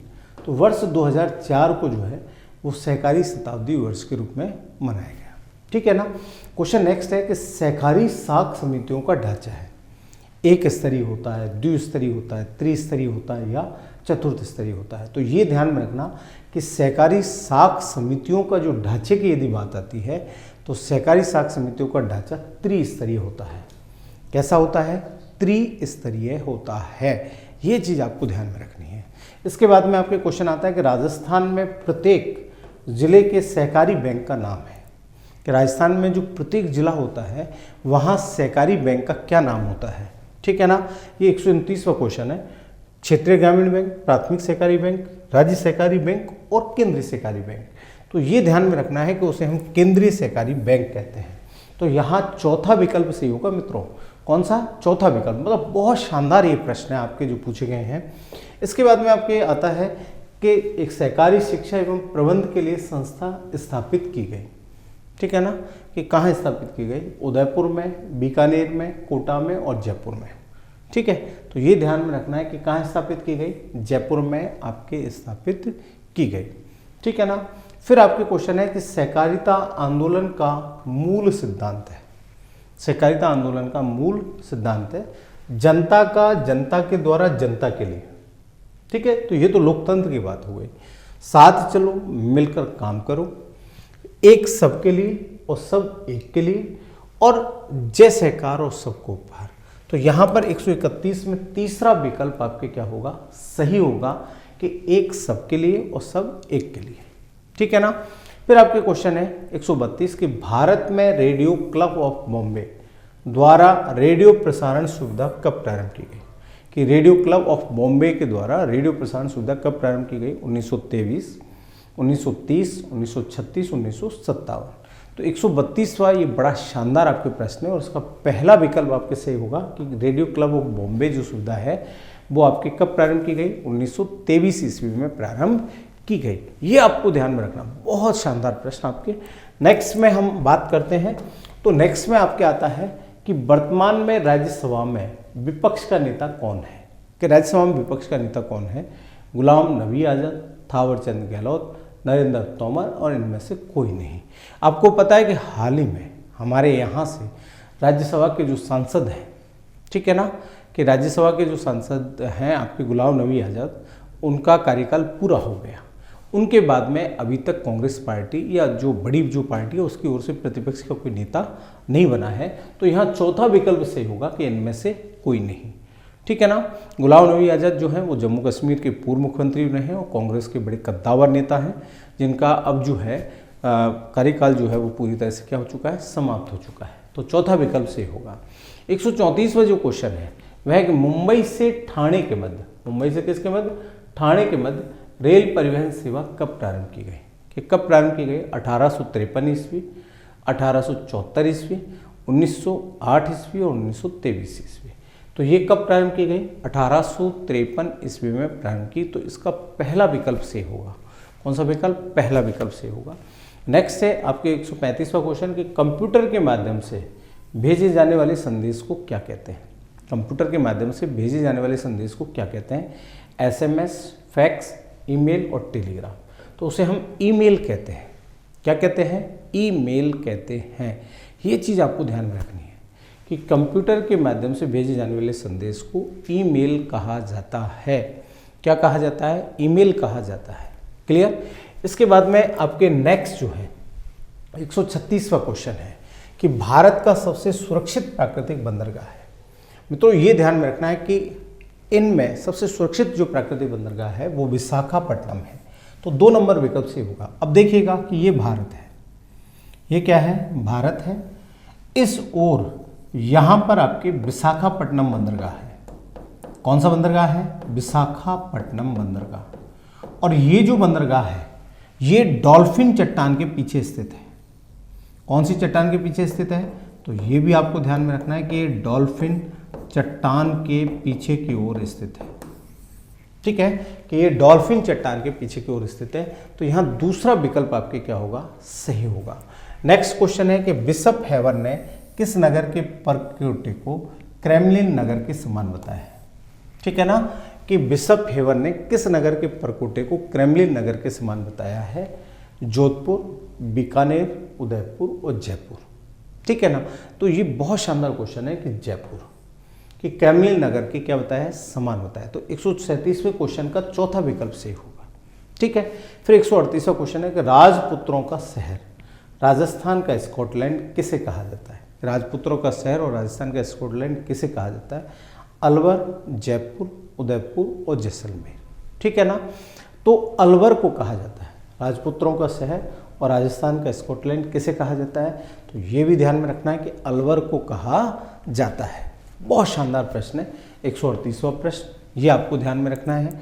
इसके बाद में आपके 139वां क्वेश्चन आता है। 139वां है कि अदब का गुलशन रोमांटिक शायर अख्तर सीरानी का शहर किसे कहा जाता है। अदब का गुलशन रोमांटिक शायर अख्तर सीरानी का शहर किसे कहा जाता है। ठीक है ना। तो अजमेर, टोंक, कोटा, भीलवाड़ा ये आपके दिए गए हैं। तो ये टोंक को कहा जाता है। किसको कहा जाता है मित्रों, तो ध्यान में रखना कि ये टोंक को कहा जाता है। दूसरा विकल्प इसमें क्या होगा, सही होगा। फिर है कि जवाहर कला केंद्र का वास्तुकार कौन था। जवाहर कला केंद्र का वास्तुकार कौन था? स्टीवन जैकब, चार्ल्स कोरिया, अबुल फजल और मंडन। ठीक है ना, तो यहाँ इसका दूसरा विकल्प सही होगा कि चार्ल्स कोरिया जो है वो जवाहर कला केंद्र का वास्तुकार था। ठीक है ना, कि चार्ल्स कोरिया था। ठीक है ना, फिर है रूपायन संस्थान, 141वां क्वेश्चन, बहुत सरल क्वेश्चन है, एक्सपर्ट्स ने बहुत अच्छा क्वेश्चन बनाया है कि रूपायन संस्थान कहाँ स्थित है। ये आपसे पूछा जाए कहाँ स्थित है, वह इसकी स्थापना कब की गई। तो रूपायन संस्थान बीकानेर 1961 में की गई। भाई बीकानेर में 1961 में या होगा, या फिर जैसलमेर 1960 होगा, या जयपुर 1964 होगा, या जोधपुर 1960 होगा। बहुत शानदार क्वेश्चन, और वास्तव में स्थापना वर्ष भी इसमें साथ में पूछा गया है। तो यहाँ से आपके 2 प्रश्न एग्जाम में निकल कर आ जाते हैं कि कब स्थापना की गई और कहाँ स्थित है। ठीक है ना, तो एक्सपर्ट्स ने पूरे मतलब मनोवेग से क्वेश्चन बनाया। इसका चौथा विकल्प से होगा कि रूपायन संस्थान जोधपुर में है और स्थापना कब की गई, कि 1960 में की गई।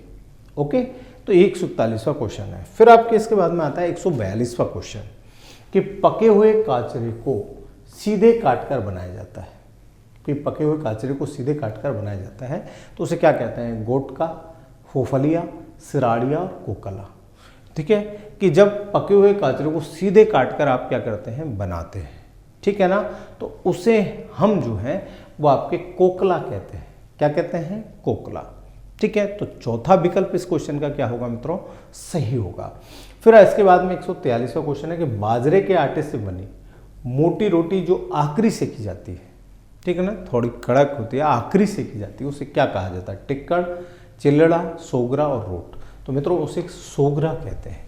क्या कहते हैं? सोगरा कहते हैं। ये आपको ध्यान में रखना है।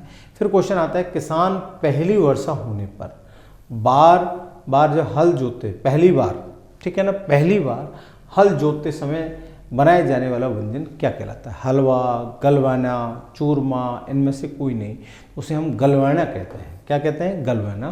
तो इसका दूसरा विकल्प सही होगा। 144वें क्वेश्चन का कौन सा विकल्प सही होगा? दूसरा विकल्प आपके सही होगा। नेक्स्ट आपके क्वेश्चन है 145वां क्वेश्चन कि दूध के लड्डू कहाँ के प्रसिद्ध है? कि कहाँ के दूध के लड्डू प्रसिद्ध हैं? जयपुर, सीकर, जोधपुर, बीकानेर।